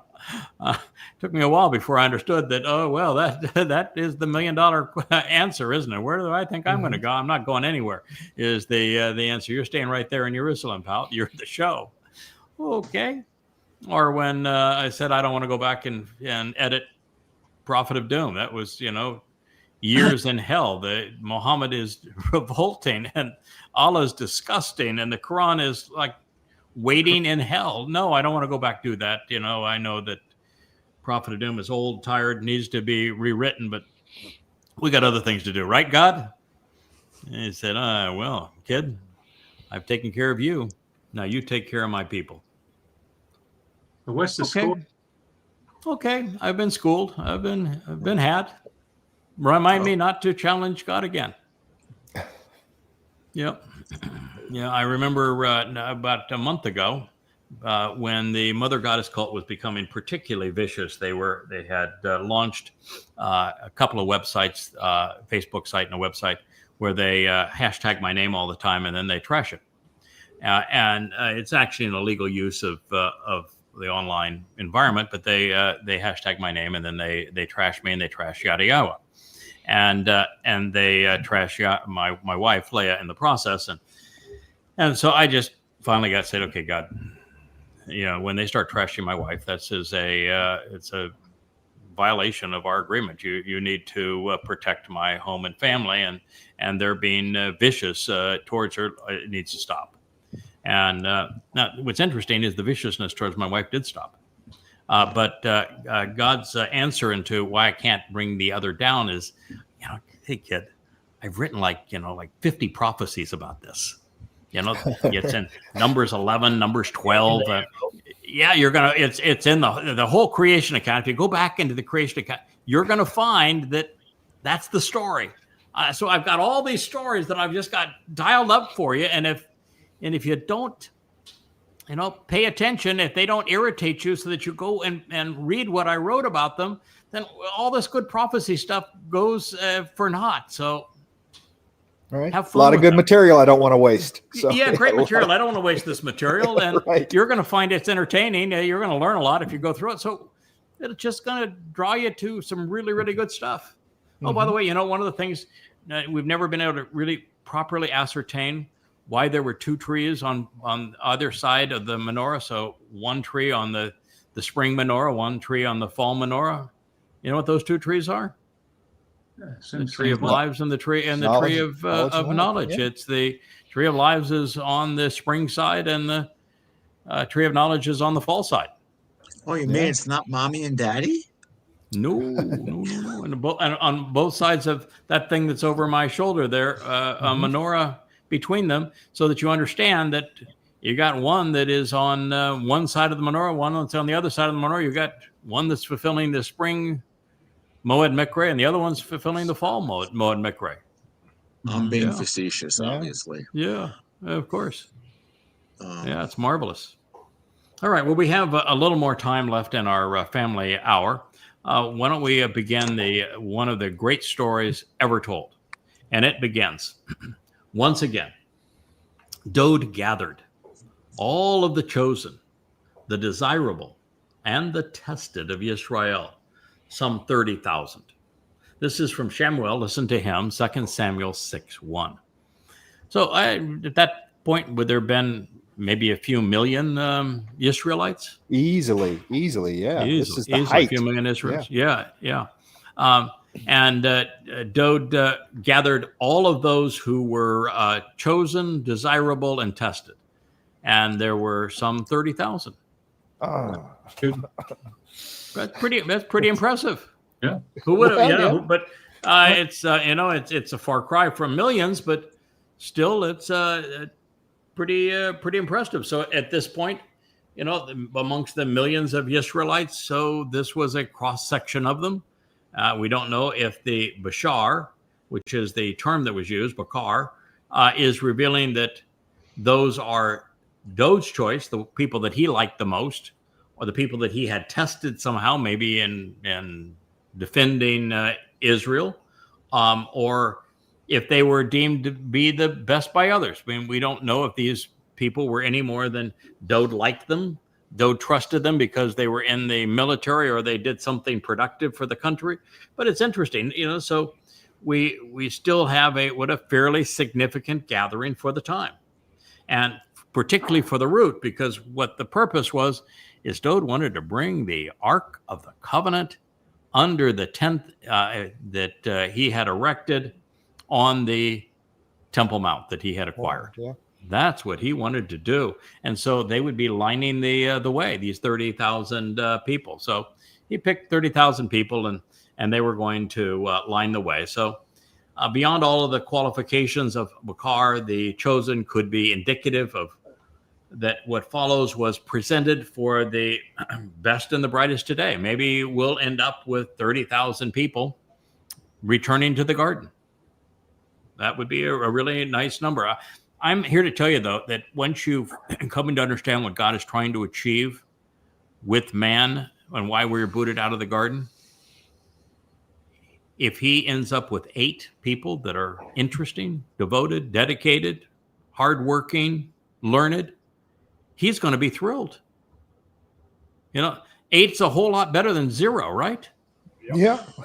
And if it's 80, so much the better. And if it's 800 or 8,000 or 30,000, great. But understand that no matter what the number is, the most important thing to God, based upon all of the things he said about the fulfillment of the Miqra going forward, there are 8 that are going to be responsible for the education of that remnant, and their success and being liberated from this planet will be how effective we are doing our job of not only teaching how to learn, but teaching how to act and engage in a productive way. So it'll be interesting. Anyway, setting the scene, our king was leading the procession away from the Lord's indulgences, we're going to find out. And we have a much clearer affirmation of this based upon reading that is found in the Dead Sea Scrolls, which adds considerable insights, I think, to the narrative. And it reads, when Dowd rose, standing and up and walking, all of the people, for the benefit of the relationship, were with him. And they left Baali, my onerous Lord. So that's where this whole procession started, with Baali, Baal is the Lord. He's the Lord and master. That's Satan. And my Baal would be my onerous Lord. That's not I guess that's a very good place to be leaving, right? Yes. Not a very good place to be going to, but if you're going to walk out of a place and away from something, that's a pretty good place to be walking away from. So I kind of like that from this is where it says specifically, this is where they left. This is where they came out of. So then it goes on to say, this was Arath Yaraim, the town of forested thickets, which belongs to Yahudah, the beloved of Yah. They would ascend from there with the Aaron, the ark. And Aaron means to behold all things pertaining to a harvest. I think that is a marvelous term for the Ark of the Covenant. Aaron is all things pertaining to a harvest. The own ending in Hebrew speaks of like Shabbaton. It means Zacharon. It means all things pertaining to the memorable man, all things pertaining to the Shabbat. And this was the Aaron of the Almighty. For the benefit of the relationship and to get the most out of life, we were doubling down on Asher. It is called, summoned, and proclaimed. We're identifying the Ark of the Covenant with Kara, base, which is the verbal basis of Miqra, exclusively through the name and reputation of Yahweh, of the vast array of spiritual messengers. He lives to restore and renew above the cherubim on it. So this means that Yahweh positions himself above the Ark of the Covenant, and his intent with the Ark of the Covenant is to restore and renew, and the symbolism of God's presence and his support and renewal are the cherubim. Now, the interesting thing about the Ark, if you were to look at the Ark of the Covenant, people always get this wrong. They have the wings of the cherubim kind of going in, and they're sitting in the middle. But that would be really uncomfortable. The mercy seat of the Ark of the Covenant is a throne. It is the Ark of the Covenant itself, and the mercy seat that sits on top of it is Dowd's throne. And so it has to act as a throne. And so what it means is that the wings that go out forward on it are on the left and right side. They are essentially armrests. You know how you see a throne and it have arm? Well, the two wings on the left and the right cherubim would be the armrests, and the cherubim would be right there in the on the corners, and their back wings would go across the back and meet, which means now you have a back to the throne. So the throne has a back, which are the wings, and has the wings that come out towards you, which are the armrests on the wings. And so that's the way they're pictured, creating a mercy seat and a throne out of this Aaron, which is to behold all things pertaining to a harvest. And so it is called by the name of Yahweh, and that Yahweh lives for the purpose to restore and renew, and he is above all of this and above the cherubim. So it appears that the town of forested thickets had come under the influence of the adversary, even though it should have been part of Yahudah, beloved of Yah. And while this may have been the motivation for removing it, I see, I think, a bigger issue. For us to prevail with the Bakar, the select, we must encourage them to transition from being Jews to Yehudim, to getting out of religion and coming into the relationship that God intended, which I think is the meaning here. So the symbol of the covenant relationship, of course, it is symbolized by the Aaron, a name which invites us to foresee the harvests that are fulfilled because of it. And there are 3 harvests: Kipurym, which has been fulfilled; Shabuwa, which is in our future; and then Towrah, which is the pivotal event that begins the completion of the fall Miqra in year 6000 Yah, 33 CE. So the Ark of the Covenant is known by one name. God made that really clear. The Ark of the Covenant is known by the name of Yahweh. This is the only way to invoke its intent. which is to be invited into the family, reconciled by the Father and Son. Thereby, Yahweh exists to restore and renew the relationship. So far, we've really had two names that are mentioned, Yahweh's and Dowd's. And they're the ones who are identified with the Ark of the Covenant. So I rather like the man of the home that the Ark of the Covenant had rested. We need more of his ilk. Although there is something unusual that I think is occurring here that should jump out and grab our attention. And check it out and see if you can discern what I think is an anomaly. I'll share it with you because what seems inconsequential now could be the fulcrum upon which this story pivots from a tragedy, and there is a tragedy that we're going to see along the way, to ultimately to triumph. And it reads, they mounted Yahweh's Aaron ark onto a restored utility cart, and they lifted it up and they carried it out of the house of Abi Nadab, which means my father encourages the willing to volunteer. And it was on a hilltop. So Uzzah, bold and strong. You know, the Wizard of Oz. Well, it's from Oz or Uz. Mighty influencer. Is the name. Uzzah, bold and strong, the mighty influencer, and Akio, who is my brother. Related fellow might be another way to translate it. They were the sons of Abi Nadab. My father encourages the willing to volunteer. And they were leading and guarding the cart with the ark of God. And Archeo, my brother, walked before the ark. Now, this is interesting because is the Ark of the Covenant designed to be put on a cart? Nope. It's got poles. You carry it. Carried. That's right. It has loops for poles on both sides, and the long pole. We know this because when Solomon put it finally into the temple, and even when Yahweh was describing it to Moshe and how it's going to work, two long poles go on the sides, and you have men on both sides, both ends and both sides that carry it. That's the way it was designed to be carried. But it's been a long time since it's been moved, and so they put it on a cart. Do you know why they put it on a cart? Story coming. Yeah, there is a story coming. Because the cart was pulled by a bakar, which is a bull.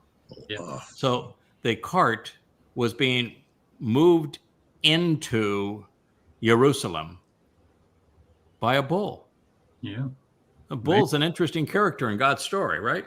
In fact, it's a bull that's responsible for all of this later on and getting the ark properly positioned so that Dowd can anoint it even with the bull's blood. Correct? Yes. Mm-hmm. So it's on a cart, so it could be pulled by a bull because God wanted to write the bull into this story. Amazing.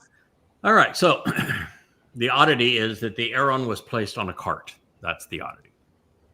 And rather than being carried the way it had been specifically designed. And so now you should be attuned to say, why? Yeah. Why aren't they just doing it the right way? Why is it on a cart? And come to find out, the reason that it's not on a cart with the poles is because Yahweh wanted to demonstrate that it's going to be pulled into Jerusalem, or at least pulled in that direction, by a bull until man mucks it up. So that's the anomaly that I think is significant. So then it was supposed to be the priests, of course, that were carrying it under that basis. But this time, as we shall soon witness, the ark was being brought home by the labor of a bakar, a bull. And so, worth noting, Uzzah, the influencer's name, is masculine, and it's as one would expect of a man, of course. And I share this because in a moment, God is going to change his name to Uzzah. So here it is U-Z-A, and it's going to change to U-Z and then the hey at the end of it to make it feminine. So that is a really interesting thing. It's the name is going to be written one way, and then it's going to be written the other way, right in the middle of the same story. That doesn't happen by happenstance. So what he's doing is he's taking this influencer and turning the influencer into a woman. Okay. That doesn't miss a trick. He's really, but you have to get up early in the morning, baby, if you're going to keep pace with the boss. He is an early riser. Oh, by the way, the Bakar, the thing that distinguishes that bull is that bull gets up early in the morning. It's associated with early morning, which is, by the way, when the bull is going to be sacrificed as the sun rises on Towrah. So anyway, I'm giving you a lot of clues here, but the name of the bull becomes Uzzah, which is feminine. So the influencer is and assistants are feminine. And for the first time since the text was inspired by Yahweh, we're going to explain why that was the case. Also, while we can appreciate the fact that Yahweh is encouraging volunteers to work with us and in the proper positioning of the Ark of the Covenant, which is very important, the fellow leading the possession was presented as a brother. And since he was not related to Dowd, the familiar relationship was predicated on the Be'ath covenant. So he's related to Dowd through the covenant. All right. So far, so good. The ark was headed home to the summit of Mount Moriah as Yahweh's son, Dowd, celebrated the occasion.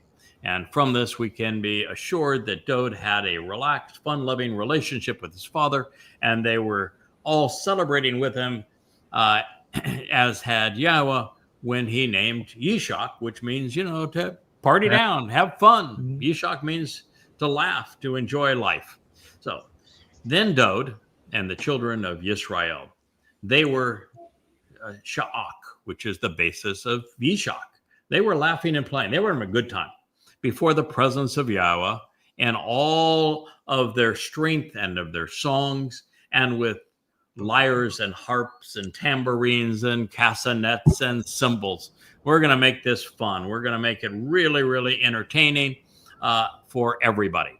So this frivolity, while insightful and to some extent, I think, appropriate, of course, would soon come to a crashing halt. I guess that's why they're cymbals. Yes, we are encouraged to celebrate our relationship with Yahweh, but we have some responsibilities too, and we need to take them seriously. There are things that God is relying on us to do, and we need to listen to him and to do those things in the manner that he has instructed, right?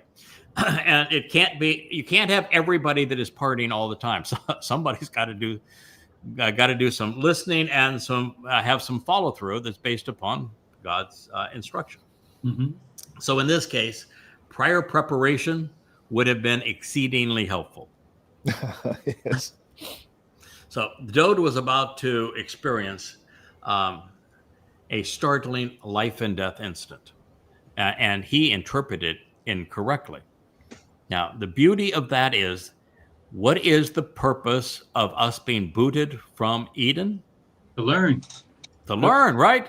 To make mistakes and to grow from them, and to show that when we're down and we're out and we don't have the answer, that we'll take the time, we'll find it, and we will grow from there. We'll get up, we'll dust ourselves off. And this man, he partied hardy once God explained to him what's really going on here.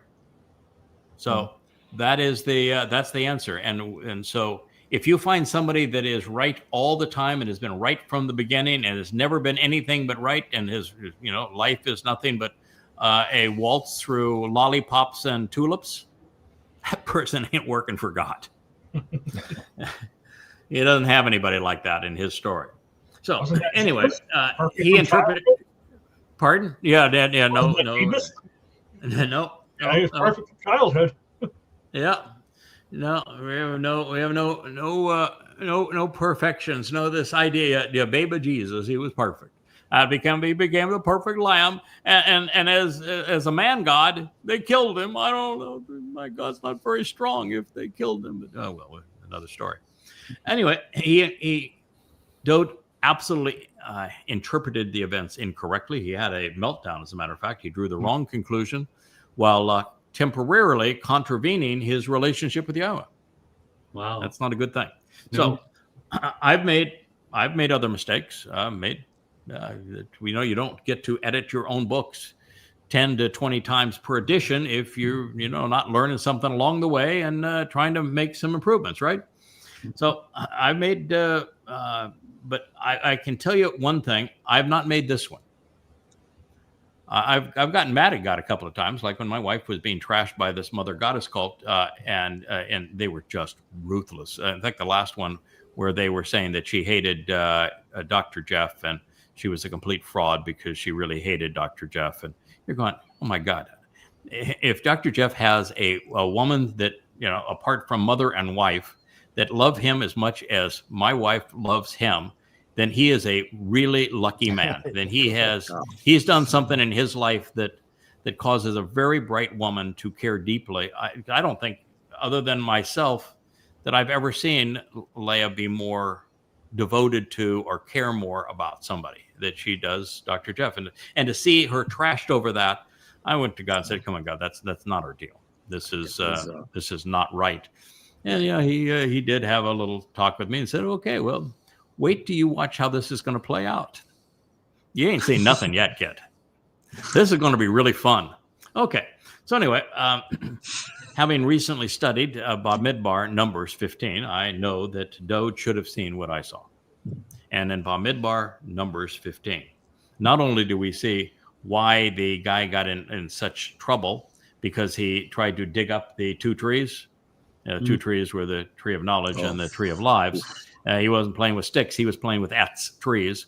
But we also learned that God has a plan, and there are a ram, a bull, and a goat that make that plan play out over time. And here he had the bull, and Dowd didn't see it. So having read Numbers 15, now I see it, but I'm pretty attuned to it now. So Dowd probably should have realized that the Bakar bull plays an exceptional and an important role in God's plan for his people, and in particular pursuant to positioning the Ark of the Covenant where it belongs, under the tent of the restoring witness on the Temple Mount, rid of the Islamic boil and trophy, and then even providing the blood to anoint it. So the bull plays a real important role in this, and he should have seen that.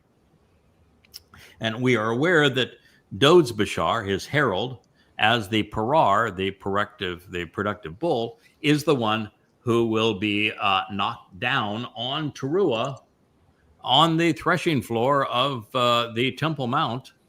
And it's all to remove the indebtedness of the final remnant of Yisra'el prior to the Ark of the Covenant returning to its proper place, and then Dowd anointing it on Kipurym.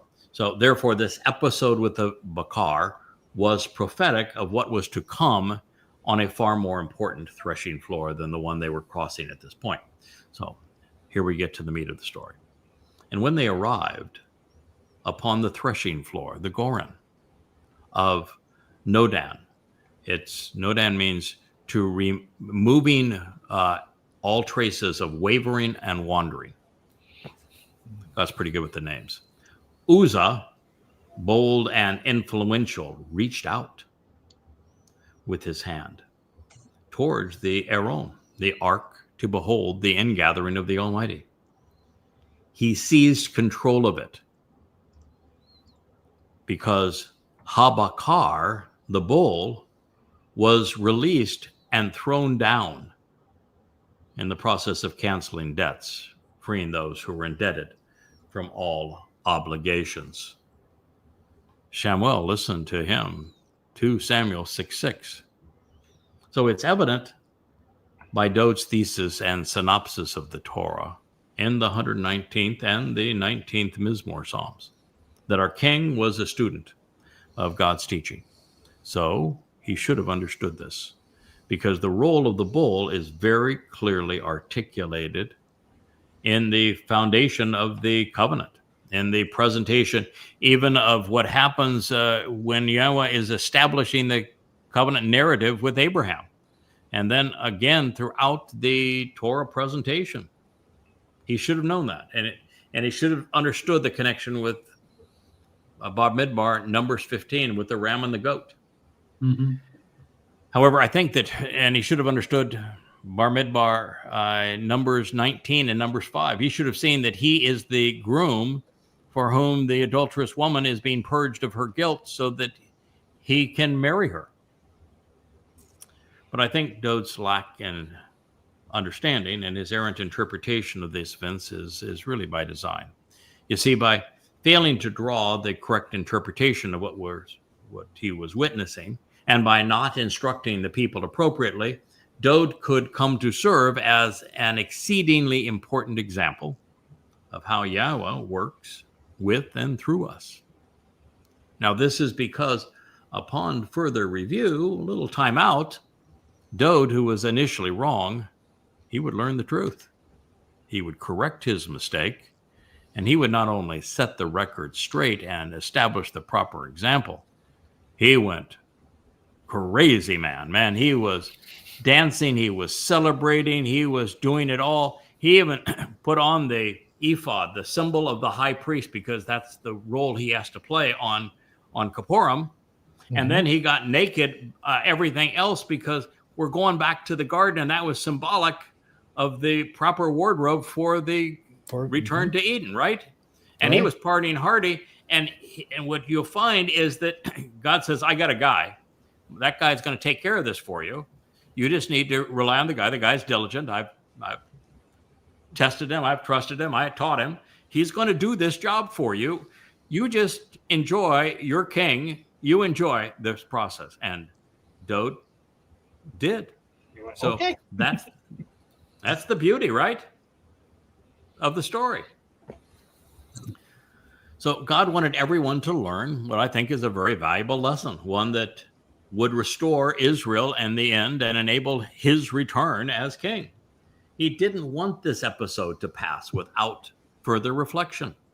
After all, this is really life and death. This is the final remnant of Yisra'el. This is our return to Eden. This is our opportunity to equip this final remnant for the liberation of this rock into the stratosphere. After all, this was life and death, and not just for one man, but for the nation, for the entirety of the people, for the planet, for universal exploration thereafter.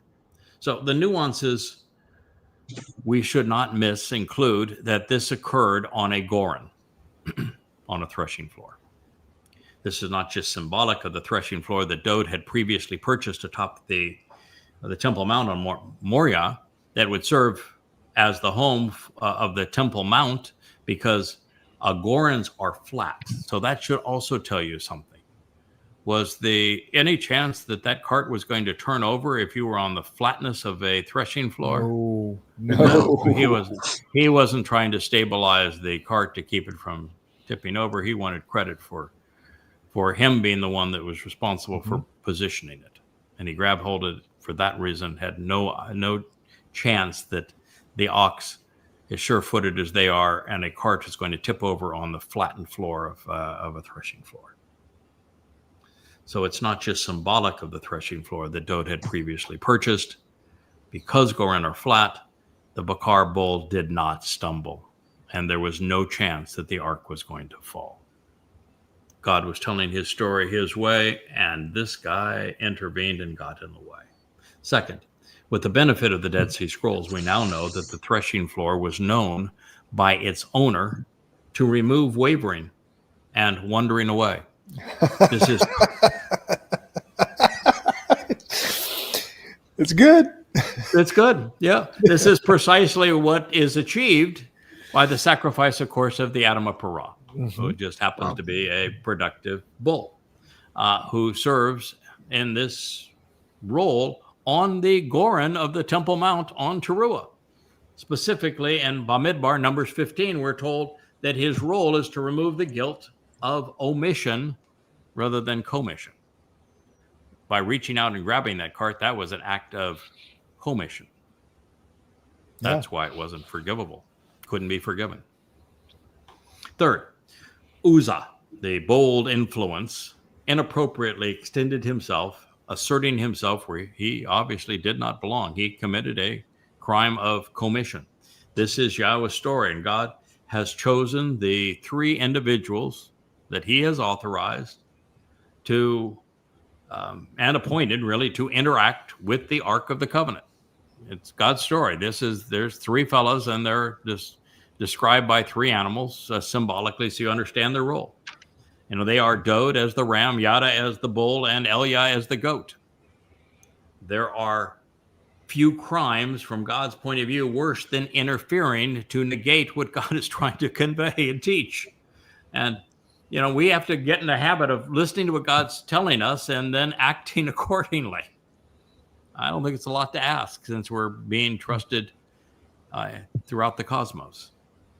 So this man turned woman explicitly tried to gain control of something essential to the survival of Israel and the continuance of Yahweh's plans for not only his son, but for his people.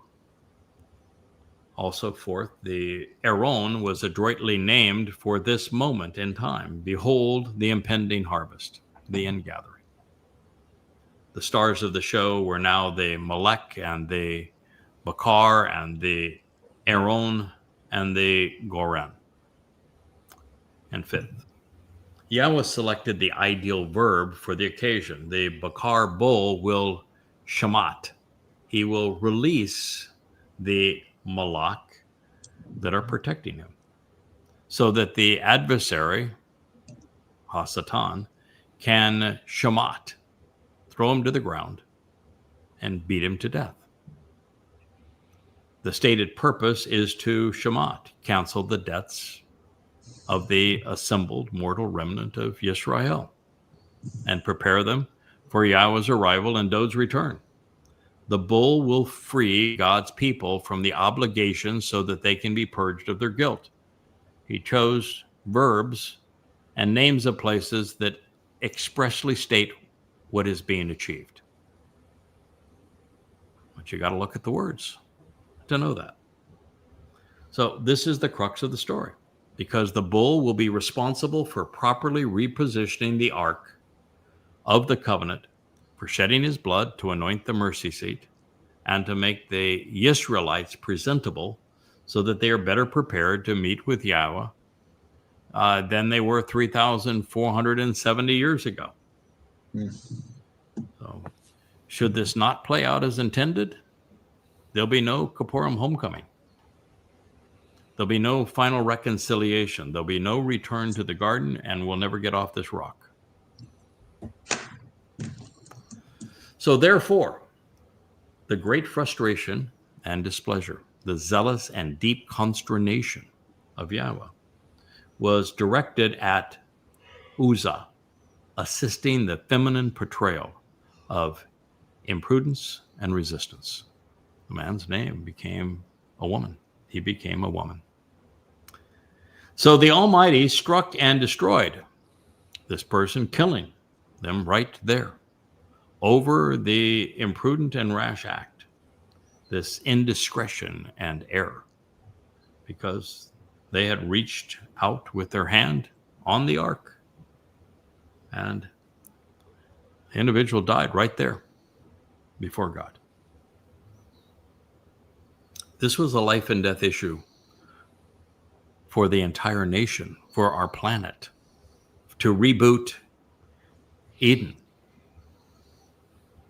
So Yahweh was painting a picture that he wanted everyone to understand, and someone got in the way and mucked up the message, contravening his intent. And God was exceedingly displeased with that. He was so exasperated with the instruction that he exterminated the perpetrator, and he shocked his son in the process. Dowd was a little tender-hearted about this kind of stuff. God's not. God says, if I need to take out those who are counter to what we're trying to achieve so that we have success with a remnant, I will do it. Here's a warning. Yeah, because it's the ends not only justify the means, but that person only has life because I gave it to them. So I'm not taking anything away from them to shorten the gift that I had given them. And that ultimately this is going to lead to a remnant being liberated to explore the cosmos. We have a lot to accomplish here. So it's important that somebody at least listens to what I'm saying and follows the script. Now, since I have alerted you to this transition, preparing you to appreciate really Yahweh's subtlety, you probably noticed, I think Rich put up the text, that Uzzah, a masculine influencer, became Uzzah, a feminine influencer. And I think this is because this now is prophetic of the mother goddess cult trying to detail Yahweh's intentions with this bull. And I have to say that, do you know why I finally at long last turned to translate 2 Samuel 6 after having translated 2 Samuel 7, 4,000 times? Why did I finally, and after 24 years of having 2 Samuel 7 be the first passage I ever translated and the most often translated and my favorite prophecy of all time, why did I never go to 2 Samuel 6 until now? You know why? You weren't confronted with the situation. What? You weren't confronted with the situation. Yeah, the reason is that I had made a statement that caused a tremendous backlash of some people calling me all sorts of disgusting names, and a liar, and Leah all sorts of names, and 3 people in particular. And one of them is particularly ruthless also to Dr. Jeff at the bottom. And they did so because they were horrified that I pointed out that we're going back to the garden, and that in the garden, they didn't wear anything but a smile. Yep.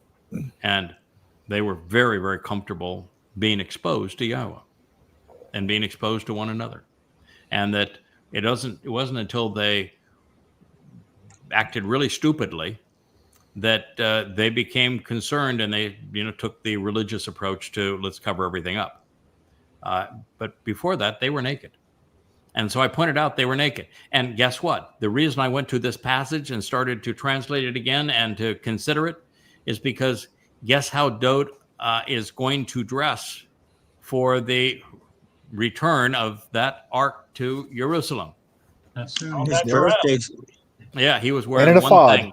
He had Just the the ephod, ephod. and everything else was naked, and he was dancing and partying hardy in Yahweh's presence. And he had a woman, his first wife, Miqra, who said, "You've disgraced yourself, being parading out here in bare ass naked. It's just disgusting, and you're making this all up. You're really not Yahweh's guy. You're writing yourself into the story. You're completely fooling yourself and everybody else. You're totally insignificant. You've embarrassed yourself even amongst the concubines. You've got nothing that is kabod about you that is meaningful or significant." And Dowd said, "Well, now that you brought up the concubines, I'll go visit them and we'll let them decide if I'm kabod or not."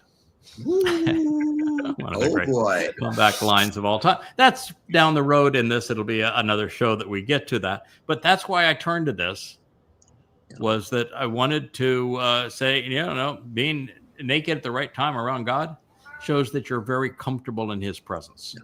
Yeah. So that was the whole reason for turning to this. I knew that it had a Dowd that was doing that. Yes. Can we do something about the mosquitoes, though? Yeah. Oh, yeah. Before we do that, I don't want mosquito bites. Yeah, what you're going to find out is that as I've written this 70, 80 pages so far on going back to the beginning to the garden, there are 2 places where Yahweh identifies the rebellious clan as mosquitoes. So he actually calls them blood-sucking mosquitoes. So I can do without mosquitoes and without wasps. Yes, well, so the mosquitoes, God's already onto them. He's certainly going to take care of them. So if you were wondering, God's got that under control too. You really got to get up early in the morning, Kirk, if you're going to outwit God. Interesting how mosquitoes almost did you in many moons ago. Me too. I got malaria. 50 And it's years also ago. interesting that when it comes to mosquitoes, it's only the females that bite. It's true. I don't think you're laughing. It's true with the mosquito. Only the female mosquitoes bite. The male mosquito, they don't bite. It's you're laughing like you don't think it's true. Look it up. It's true. The Anopheles female mosquito will give you malaria, and there are 4 types. Yeah. Yep. And so that's just the truth. It's when God goes with a metaphor, pal. As I say, you got to get up really early in the morning if you're going to beat him. I've just finally listened to say, okay, you win. I'll play along, but you don't top the dad here in the story. Anyway, Uzzah became a feminine influencer, just as he was killed. Not good for feminine influencers going forward, I don't think, that interfere with the Ark of the Covenant, which, by the way, is Yahweh's. So this is because, and this is now prophetic, obviously, of the mother goddess cult, which is why I turned to this in the first place. And who would have thunk that God would have had that little teaser in there saying, there's not one person in all of history that has figured this out, that I changed the gender of the influencer from man to woman. But you're welcome, kid. I got your back.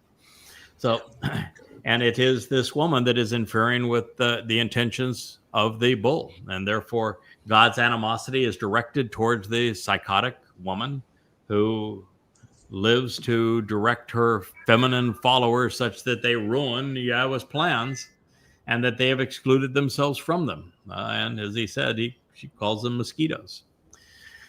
So now as we look upon this, it becomes immediately obvious who the woman is who assisted the other woman and who imprudently projects herself into God's story.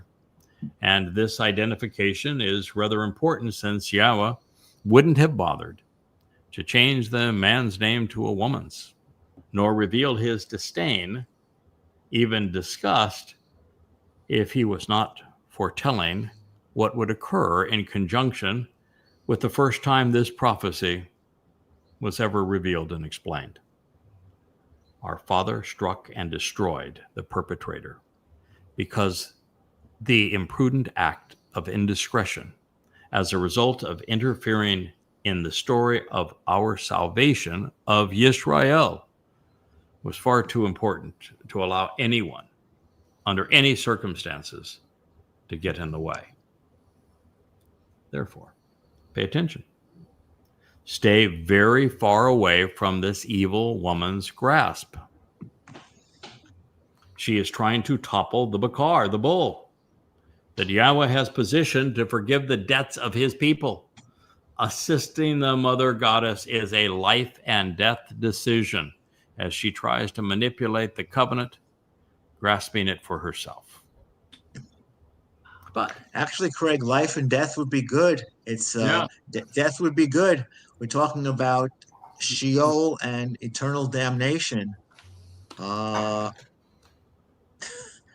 doing so. Yeah, God's really very clear about the consequence of this cult at this time. While I'm grateful for them now, because I've learned so much in terms of how God has taught us to handle these kinds of things, and seen prophecies that just transform our understanding of God's entire purpose and intent, the fact is that God's not humored by them. And as we read in the 35th Mizmor that we just completed, that rendition, God is really upset about what they have done. He is beyond imagination disgusted. And the very fact that they would pretend that they're speaking for a spirit mom, when there isn't one line anywhere that comes from a spirit mom, and there is no spirit mom, and they claim that they're speaking for spirit moms, means they're speaking for the mother goddess herself, the lead mosquito. Well, there is more to this story. The conspirators not only want to negate the benefits of the Adam of Parah for closing on his sacrifice, they want to silence Yahweh's voice. Their claim is that even though there is no candidates to fulfill the roles that Yahweh is proclaimed, 1,000 prophecies regarding this mission that needs to be done, that nonetheless I must be disqualified from serving Yahweh in any capacity, since I am learning on the job. Can't have that, not in work for, but they're not even learning on the job. So I don't know how they think they're going to speak for a spirit mom when they got out of the gates wrong and haven't found anything yet that even has even an inkling of right, and have been nothing but wrong. But nonetheless, they can speak for spirit mom and be wrong from the beginning. And you can't speak for the Father and be right about 1,000, 10,000 things, and over the course of that 10,000 things, make some enhancements and refinements on a few of them. Mm-hmm. You can't be like Moshe. You can't be like Dowd. That doesn't seem to make much sense to me. No. Just anybody. So, like Moshe and Dowd, I've made mistakes and I've learned from them, and I've gotten back up. And the first thing I do is say, I don't think that's right. I think we can improve our understanding of that. Let's go back and let's edit the story and make it right. This is the whole process.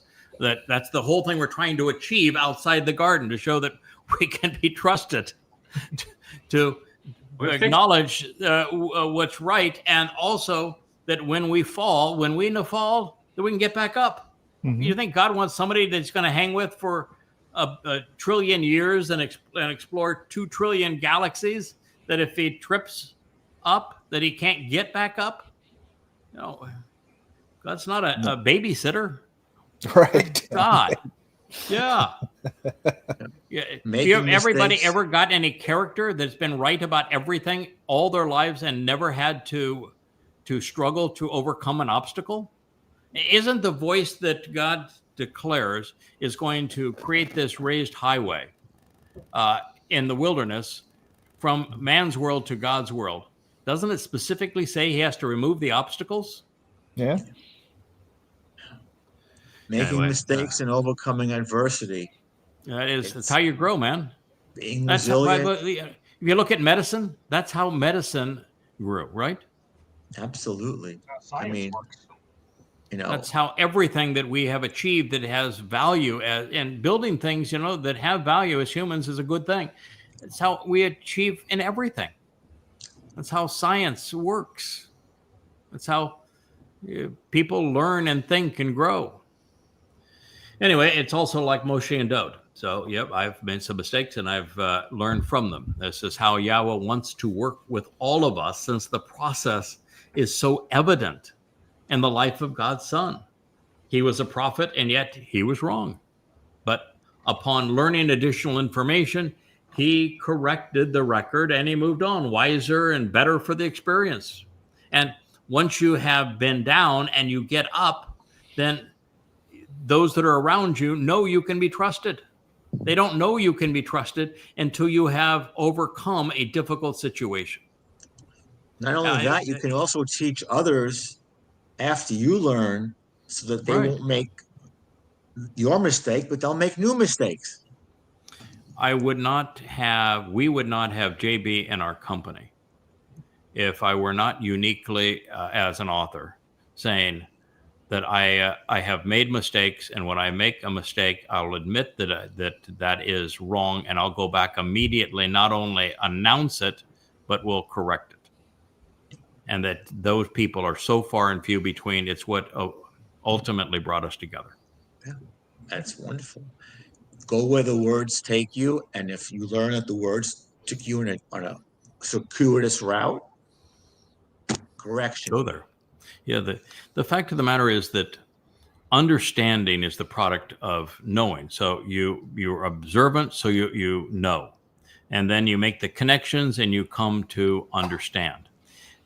And the more you know, the bigger the foundation you have, the more you can see the connections between things, and you can migrate to a better option for things, a better conclusion. One of my biggest mistakes was actually something that really a very lovely concept. And that is that on the Miqra, we're asked to come into the Isha, which is fire in Hebrew. And it's written in the feminine form. So I extrapolated, well, that must be maybe the feminine aspect of Yahweh's nature, which is projected through the Ruach, which is a feminine noun. And maybe that's what the prophet Isaiah meant when he said there's going to be a garment of light. And I said, well, isn't that a very lovely way that we could be perfected by Yahweh on matzah? You're trying to understand what the process was. And it's okay. Well, it's kind of a lovely thought, and it makes connections between things. But then you come to understand that there's nothing given to us on matzah. And matzah isn't about light at all. It's about taking our guilt and taking it to the darkest places in the universe. Yeah. And it's deposited there. And if our guilt is deposited in a place that can never be seen because it's a black hole, darkness, then do we need a garment of light to look perfect, or are we already perfect because our guilt has been removed? Yeah, you don't even know it. The latter. Yeah. Right. So once you come to understand something that no one had ever perceived before, that it was Dowd who fulfilled Passover, which means his soul fulfilled matzah and took our guilt into Sheol to deposit it there, never to be seen again. You don't need a mechanism for us to appear perfect. And now you realize that the purpose of that fire was that it's transformational, that the decaying and rotten nature of our flesh can be transformed so that the carrier, the envelope that our soul resides in, goes from the limitations of a physical body to the emancipation of light and energy. So now we're prepared and equipped to go explore the universe, the cosmos. And so you migrate to this, and they say, oh, well, now we have a perfect explanation for all of this, and we don't need the other, which was lovely and seemed plausible and harmless and all of that sort of thing. And you just grow and say, but, Better. yeah, here's God's actual explanation for it. So let's go with that. You adjust and you optimize. Right. I mean, you could even use some of your analogies as an ATP. When you've gotten into trouble, you could use that very well about talking about having the right training and stressing and learning and. Right. You to be a pilot, you're constantly put in the worst possible situations by depending on the level of skill. But once you're trying to get your ATP, which is the highest of them, your flight instructor and your examiner is going to put you in the absolute worst possible situation. I mean, you're going to be upside down in a jet with asymmetrical thrust because one engine has quit and the other engine is working, and you're disoriented, and it's the visibility is 0 because you're under a hood, and your damn airplane is upside down and falling out of the sky. And they will put you in that position of all bad things to see, can you think your way out of it? And until you can think your way out of it 100% of the time, you're not licensed to serve under that ATP certificate. So I mean, you are correct. There are things in life that prepare you for that whole process. When you're a pilot, what you're doing is you're constantly thinking anywhere from 5 minutes to 30 minutes ahead of the aircraft.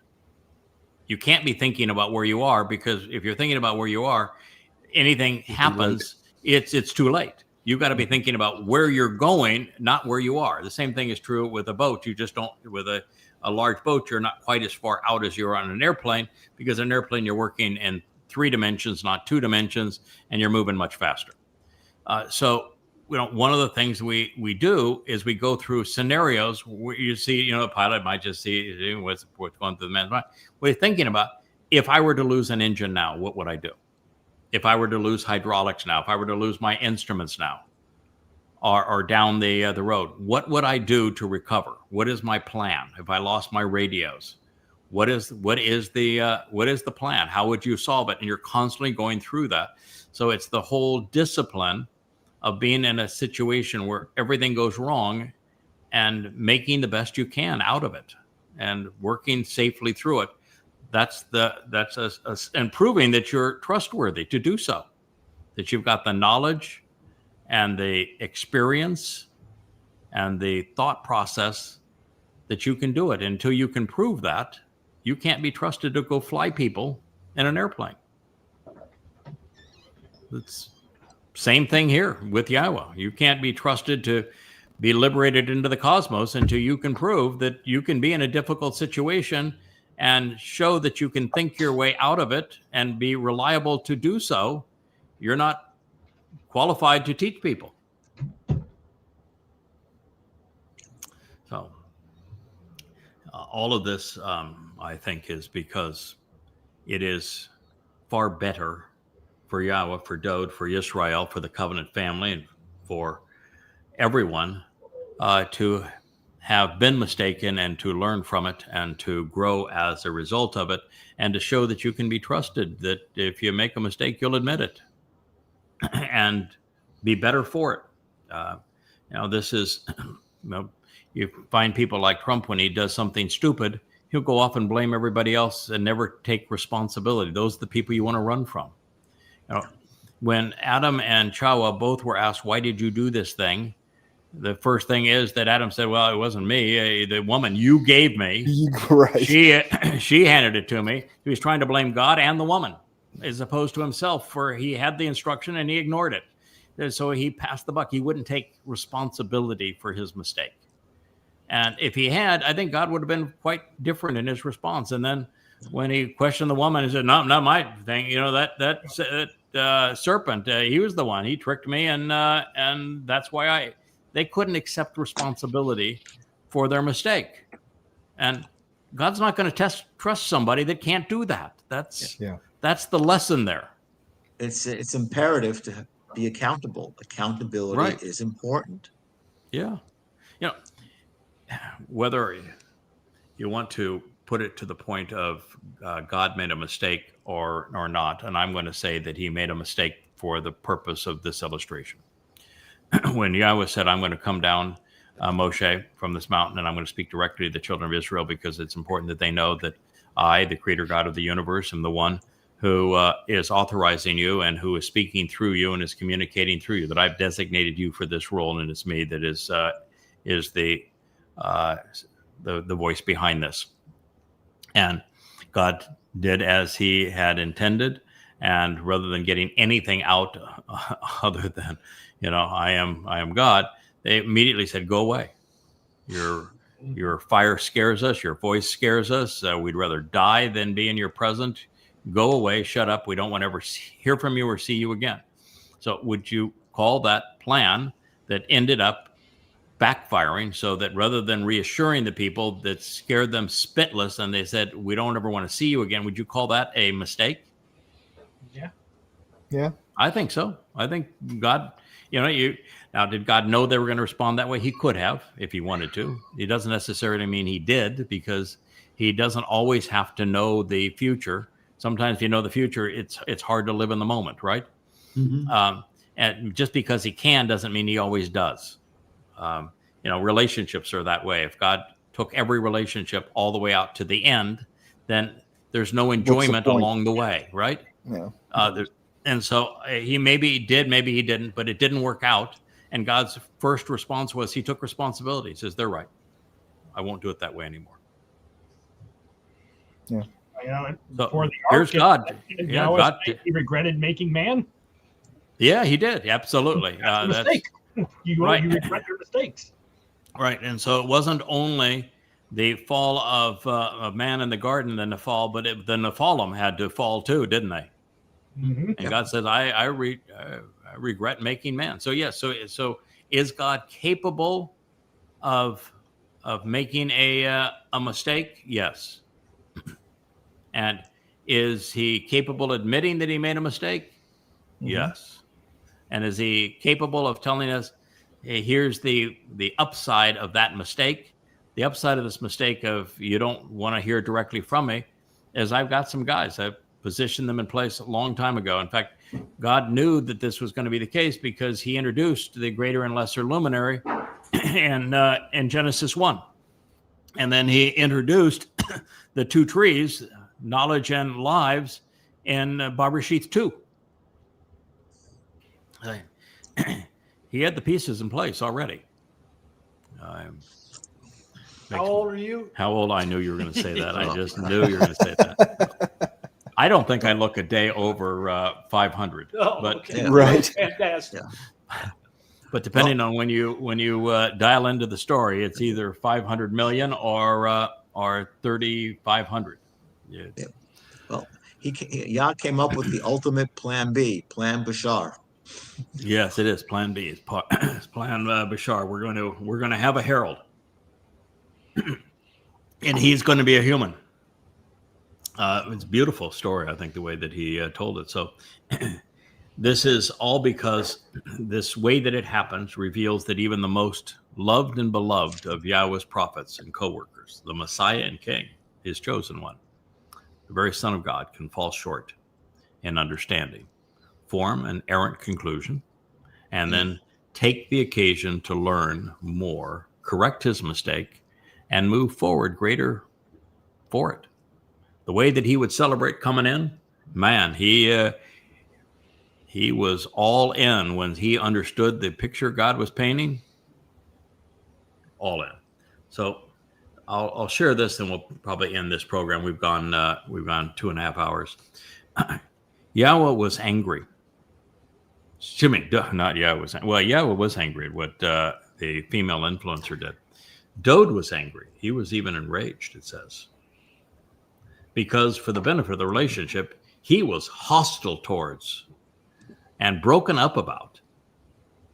Parats. It was really broken up about Yahweh's anger coming forth, reaching the gap and breaking with the female Uzzah, the female influencer, Uzzah. This imprudent feminine action that was so forceful in resistance. And so this place is called by the name Paretz Uzzah, the breakdown and the breach caused by the imprudence of this influential woman, as an enduring witness to this day. So Dowd he wasn't with the program, man. He was upset with God. Rich knows that it was about a month ago when this constant, relentless attack online of the currency of this job, which is credibility. And this cult was just being vulgar and destroying the credibility of the Tree of Knowledge and of Yada, the voice now of Yahweh in this role, and of my wife and everything, and disparaging all of you in the process. And I just said, come on, God. It's one thing to be criticized by the MAGAs and the Marxists and the Muslims and the Christians and the rabbinic types. That's what we expect. That goes with the territory. But people that I was close to, that called themselves family, for them to be the vicious ones, that's come on, it's too close to home. And then God says, I've got this under control. You'll sit tight, and you're going to learn exactly why this is happening. And we're not going to let this material go to waste. It's some of the best material I've ever written. Indeed. You had to have your Absalom moment. You had to have it. Yep, absolutely. And I had my Dowd moment here. Yep. So our king was not near the same thing to say, I'm upset that we made a deal, and the protection of the home and family is part of that deal. And these are insiders. This is a fractured family, and they're attacking my wife and my credibility. And credibility is the currency of this job. You cannot do it without the credibility of confidence. And so I said, this is not good. Now, the fact is, for the most part, they go dark, but they hashtag my name every place they can, so that if you search for my name, you're as likely to come up to one of their mosquito-ridden sites as you are the correct message. So anyway, we'll return to this in our next program. But what you have right now is an unhappy king and an unhappy God and a dead feminine influencer. And what we're going to see is that God introduces a fellow named Obed Edom, and he is from the wine vat. And he is the one who repositions that ark, and that Dowd can party hardy. And have you read anything about a man from Edom that's in a wine vat with a fellow named YAHOWAH? Does that ring a bell with anybody? Oh yeah. Oh yeah. That's Yeah, it's that man from Edom that jumps into the wine vat that YAHOWAH says, "That's my Zeroah." that's And my I've been treading this wine vat all by myself, and now he's in it too. And he is the man from Edom that's dressed in bloody red. And through what I have written, he is going to save many. And that is that same fella, isn't it? Yeah. Yes. And so this becomes one of the great prophecies ever. And it's the one that goes into Dowd saying, you know, I've got a respite from all of this. I'm having a great time. I'm sitting here in my beautiful home in my city, and I got it all under control, and I got the Ark of the Covenant properly positioned up there. What we need now is to build a house for YAHOWAH out of cedar, as opposed to that curtain up there. And God just says, not yet. Not yet. We're going to have a little chat about this. I'm the dad. You're the kid. I took you out of the sheepfolds of tending lammies to take care of my family. You're not building a home for me, kids. I'm building a home for you. And that's the beauty of the story. It's one of the great stories ever. And that's where we are in the midst of this. And we're about to find out all about Obed-Edom and what he does and how Dowd responds, and then how an embittered woman that is part of the fractured family, Dowd's wife, how she responds, and how Dowd responds to her, and what YAHOWAH says in the end of it. And it is, as I can see the smirk on Kevin's face, it's one of the great stories ever told. It is good. It's really good. I think in a way, Miqra might have been the first on record with borderline personality disorder. I think so. If you read what she says, she reminds me a lot of my ex. She reminds me a lot of the Mother Goddess cult. Now, you know, you're writing yourself into the story. You're really not who you claim to be. That's what her claim was, and you're embarrassing yourself and all that sort of thing. And Dowd had the greatest answer, the greatest comeback of all time. And YAHOWAH said, "That's my boy." Yeah. That's my boy. Dowd Okay. is kabod. Dowd is kabod. Yeah, Dowd. We'll ask the concubines what they think about my kabod. Wow. And of course, he was naked, which undercuts the entire claim that I was wrong in saying that God's bringing us back to the garden. And the beauty of that story is that those who are right with God, who have shown that they are trustworthy, who are working to educate themselves and others, who are building something with God that has value, that they're very comfortable being exposed in God's presence. We don't dress up fancy. We're very comfortable around God. And that's the story with Dowd, and then as he dons the getup of the high priest, it proves that we were right about what's in Zechariah, about the Dowd fulfilling that role. So it's just so reaffirming. Every time we turn around, God has got another affirmation of our role in this and the way we're going to work together, including, now the realization that, we're going to be, as a team of 8 in particular, we are going to be employed now for 8 plus 1,000 years. So we have tenure. This is a really good thing. Might be a very long time till we get a vacation, but when your work is fun, who needs a vacation? Right. Although, the beauty of this whole thing out is that we're still going to be coming back as immortals. We're going to have our souls enveloped in light, which means that when we come back to Earth, we will be placed back in a physical body to do our work. But we're also going to be able to sneak out from every now and again, covered in light.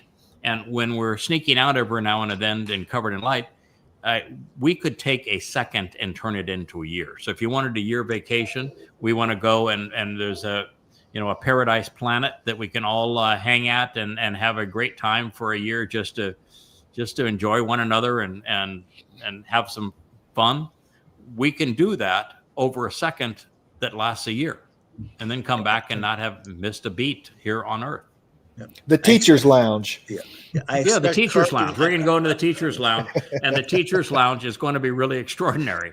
You know, it could I be. expect Kirk and Sylvia to continue documenting it to show all the Kirk and Sylvia. I think so. We'll take Sylvia. Yeah, we'll take Sylvia there. We'll have her paint and we'll have Leah make a video and a song on it.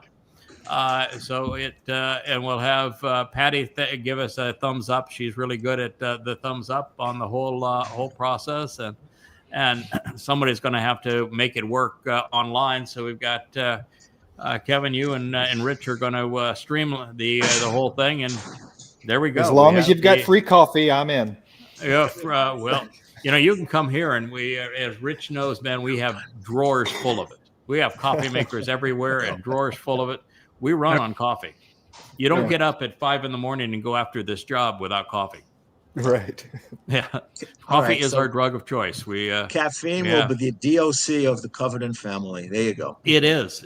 I'm personally, I don't know if I'm even affected by coffee and the caffeine anymore, but because I don't have that much, and I don't have it any time after typically. Well, I do it only on this show because we're going 2.5 hours, and a little coffee probably is helpful. I just love I love the warmth and the flavor of black coffee. I just think it's just a really satisfying beverage. And I guess if your strongest drug is a cup of coffee, that's probably okay. Right. Yeah, probably okay. So here's to coffee. It's been a wonderful show. I can't wait. We'll proceed with this. And Kevin, our next vlog on the blog is going to be introduced by Wookie, and it is it's a spectacular introduction.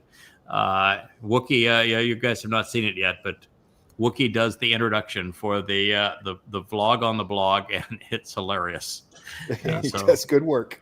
Yeah, good work. Leah has actually written 3 songs this week. We were going to play one of them at the beginning of this show, so we have more to play. It was too big to load, so we have to figure out a way to strum it down. And there was a song that we had loaded, but it's supposed to be a present to me. It's because I love ballads. So my dearest wife created a ballad. She hates ballads, but she knows I love them. And so she... love is a many splendid thing. It's amazing what the ideal wife will do when she knows that her husband has a tough job and that he loves ballads, and that she can contribute to that mission by creating a ballad. So she's done it, and it was ready to be played. I have not heard it yet. I have not seen it yet, and I'm told that she has not signed off on it yet. So we'll hold that for another show. But it's wonderful. Good to see you over there, Rich. Been a fun chat with all, and have a wonderful rest of your Shabbat. Yes. Shabbat shalom. Yeah, Shabbat shalom. Good night.